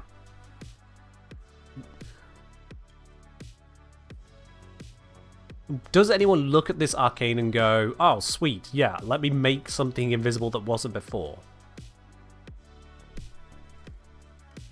Chroma should be good for Bellicose? Well, I mean, first of all, define Chroma good. Second of all, yeah, Chroma can get plenty of health, so can get more strength out of it. Yeah. That's the end of it, but yes, yeah.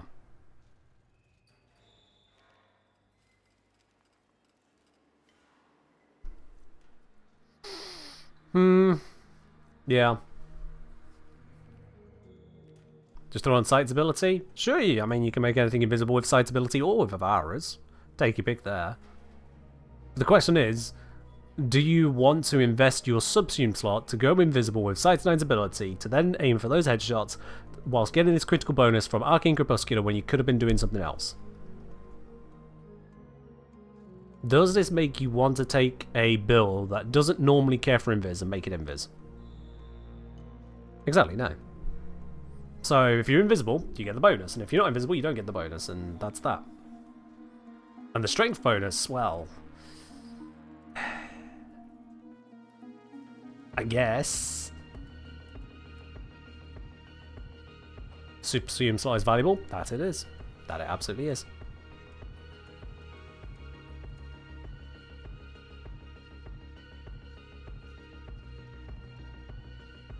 We have short on-demand invis for Atomic Cycle? Yeah, that's...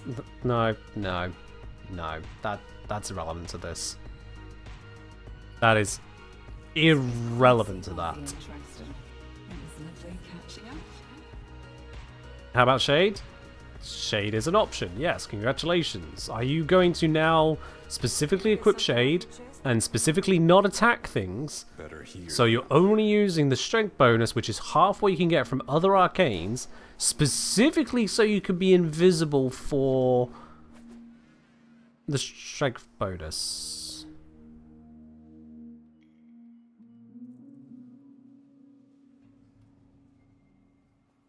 Yeah. I mean, if that's what you want to do, you go ahead and live your life. Miro was saying, try Crepuscular with Banshee and Sight's helmet ability. It's okay, but not more. That's about what I expect, to be honest, yeah. Yeah. Melee Flying Wisp. Alright, so you got a frame that's already invisible and now you're just enjoying the benefit. Yeah. Already invis. That's not a change in build, that's already invis. Hey, Glyph. I think. Was that all the glyphs now? 1, 2, 3, 4, 5, 6. Yay! I've got all the glyphs. Alright, time to end the stream. And definitely not for that reason, it's actually because we are at time. So, I think it's about time we do Platinum giveaway. If you have not already grabbed yourself a ticket, exclamation mark ticket in the chat for a chance to win that. It'll be 75 Platinum out to any platform. Doesn't matter if you're on PC, Xbox, PlayStation, Switch, or mobile. Give you all a moment to grab your tickets there.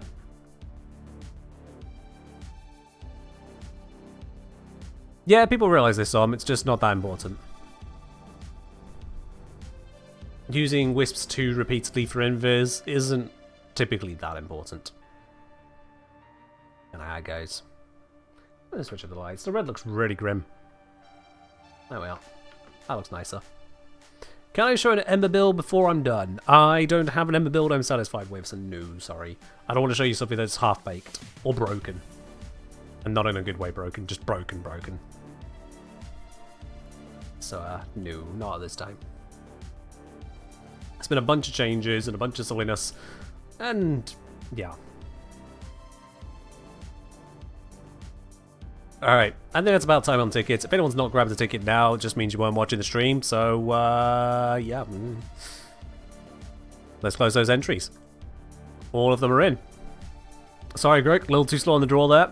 It's been over 3 hours of stream. You'll just have to catch the next one. Same for the Tiger, same for Fuyu. You'll just have to catch the next one, y'all. I'll pay more attention on when I do say it, but it's fine. Let's see then. Well, the winner today, who did grab a ticket in time, it is indeed going to be Voodoo Ray Ray. Voodoo Ray Ray, congratulations, you are the winner today of the Platinum giveaway. I'll be contacting you shortly after the end of this stream. Get hold of your Warframe username, platform, and if you've got cross-save on or not. In fact, look at them, they're right there. They're going woot. Just a woot. Alright, let's send you a quick whisper. Voodoo Ray Ray, right there. In reply to that whisper, if you'd be so kind, please. Like I say, your Warframe username, your platform, and if you have cross-save turned on or not. I certainly do not need your password. Please don't send me that. That only happened once, years ago, from someone, but I'm still going to bring it up almost every single time. Which reminds you of RuneScape? Yeah, me too. Alrighty then, with that all said and done for now, I think it's about time we pass it on, as it were. We got raided in earlier today by Disfusional. It's time we have a look as to where we can raid on out. So, what lovely people are streaming in the Warframe category today? Who can we drop in on? We are definitely not going over there. Let's see. I don't know where I want to drop us into today, I'll be honest with you. I don't know where I want to drop us into. One of the mild positives, I will admit, a lazy positive of having an internet that was not stable enough to raid out was, well, not having to figure out who to raid into. Just not having to figure it out. And I'll be quite honest with you. I'm going to be painfully honest for a moment. This is probably going to upset a few people. But I've started on the thought, so I'm going to finish the thought. And I'm certain this is going to upset a few people. How important is a raid to you guys? How important is a raid to you? And don't tell me it's just for the channel points. I know some of you are like, oh, but care the channel points. No. You like the raids. Okay, like, do you like the raids? Or, yeah, I like the raids. Yeah, they're fun.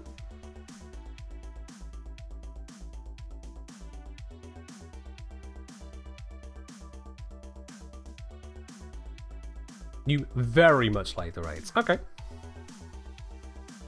So that's Death Sculler. Cosmo doesn't really stick around. Snake Raider only cares for the channel points. The fun part of engaging in the community. Got the stream to watch thanks to the raid. LA is like a 5 out of 10. Found some other streamers enjoy from them, but it can be hit or miss. If it exposes these creators wouldn't have found otherwise. Yeah. See, this is a point for me, is that I don't really watch a lot of creators. Actually, I watch basically no creators. I don't have time in my day to be watching yet more Warframe content, having spent most of my week making Warframe content. I'm sure every single one of you can understand when it comes to that. And certainly the time zone of immediately after I finish streaming is not exactly what I'm digging for people to watch. I'm just not. So the question is then, where am I rating you over to? I don't really know a lot of the creators. Certainly at the stage we've got for raids at the moment. Who have we got at the moment? We've got Pupska. We're not raiding over there. If you want to know more about that, pop over on the Discord and I'll explain there. But we're not raiding into Pupska. We've got Gaz, who we've raided into a few times before now. But I'll be quite honest, I'm just not feeling the vibe right now. I'm just not feeling the vibe. When I look over and we've got new drops on, weekly reset hype, 18,000 hours played, and then exclamation mark Marvel. If I'm quite honest with you, that to me is not a stream that sounds like I want to raid into it. So yeah. Shall we gamble and throw it to a tiny streamer? I'll be honest, the last few of those has also been absolutely crap. I will be very honest with you, the last few surprise someone raids we've done, bar like one, have actually been really bad. And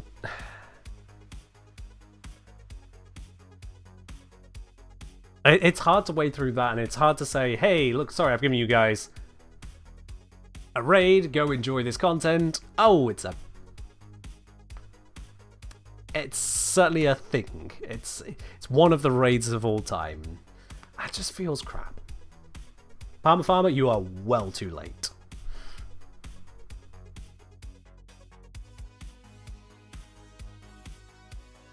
So yeah, now I've said a whole bunch, let me break this all down here. So we've got, of those of you who decide to send a message on the matter, Devskull likes it. Iris Red says they're fun.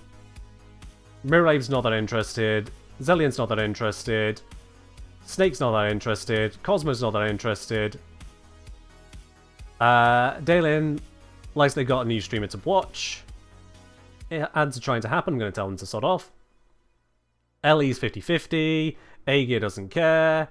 Firebox thinks it's good for smaller channels. Fun fact, it isn't. Let's go. Are you interested in knowing more of them, or does that thoroughly disinterest you? It's not a case of whether I'm interested or not interested in the creators, it's the content. I'm not going to watch Warframe content when I've just spent 40 hours of my week on Warframe content, you know? That's how it breaks down.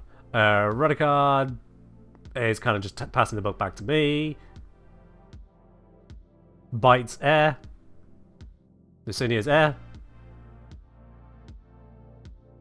Yeah.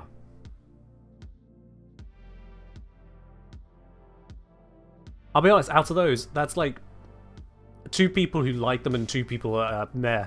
3 people meh on them, that's it.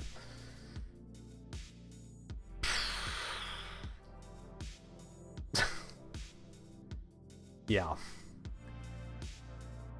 Well, that about echoes my sentiment. Fatbox say, I'm part of a small channel, got raided once by Mine Colonies. It's one of the best moments for me on Twitch, to be honest. Okay. Alright. Maybe we're working on a different definition of great for small channels. I'm thinking much larger scale than in the moment. But if the memories are great for you, the memories are great for you. Absolutely. Perhaps a more precise poll on another stream would suffice. Well, we got 200 people here. Okay, you want a precise poll? Here's a precise poll. Raid good? Let's put raids, just to be very clear, we're not all about shadows. And let's put Twitch raids good. Yes, no, don't care that much. There's our poll.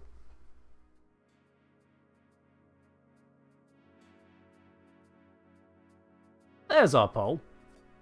Oh, did an ad break happen? God damn it, I thought I snoozed it. God damn it. Where'd my poll go? Where's the poll? I just launched it. It launched and it said the... Where's the poll?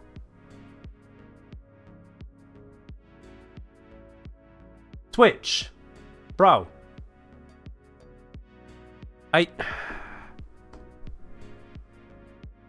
You refreshed and we were able to vote. How are you able to vote? I haven't even got a poll in front of me.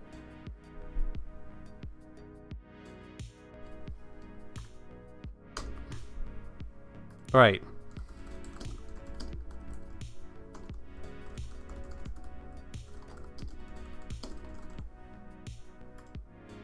A poll is already active. Well then show me my poll! And why let me get all the way to the point of creating a poll to then tell me... I swear down. I swear down. I create the poll. The poll vanishes into the ether. Some people get to refresh and there's a poll. I don't have a poll because I can't just refresh my literal OBS. I go through all the steps to create the poll. And on the start poll button, that's when it goes, oh, by the way, there's actually already a poll, so no.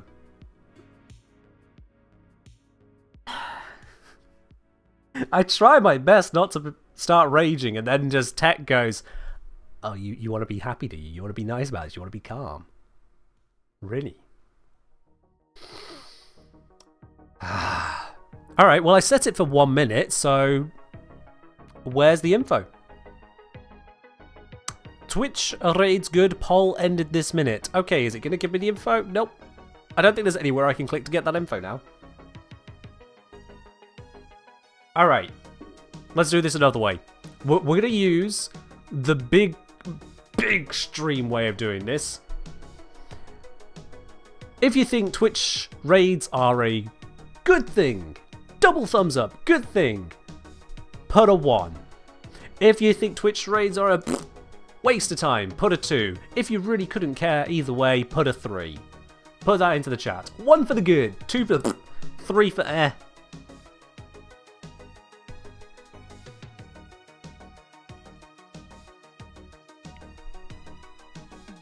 Alright then. Let's go 1, 2, 3, 4, 5, 6, 7, 8, 9, 10, 11 ones, 12 ones. Coming through there so far. 3s, 1, 2, 3. 2s we're more focused on. 2s, 1, 2, 3, 4, 5, 6. There. Definitely lower than the 1s. And the 3s. 1, 2, 3, 4, 5, 6, 7, 8, 9, 10, 11, 12, 13, 14, 15, 16, 17, 18, 19.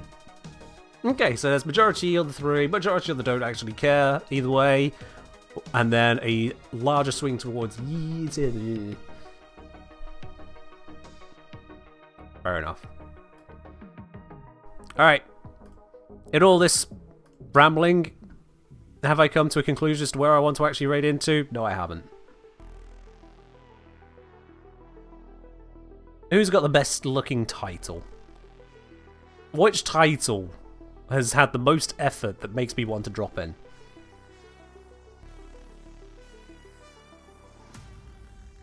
Nope. Nope, come on. That's a VTuber. We don't do VTube. Failed alliteration, not happening. Nope. Come on, have a good title. Nope. There we are. This one's good enough. What's that all this? People don't want to go to raid, just dip. It's more how many people care enough about raids to put in the effort to find raids. But you know what? We're going to go to a smaller streamer.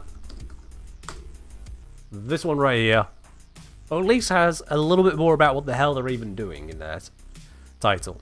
Because a lot of titles don't even have that. So we're going to raid on over to Silverito. Be on your absolute best behavior, chat. That's all from me today. I'll be back again on Wednesday. In the meantime, have a good start to your week. Bye.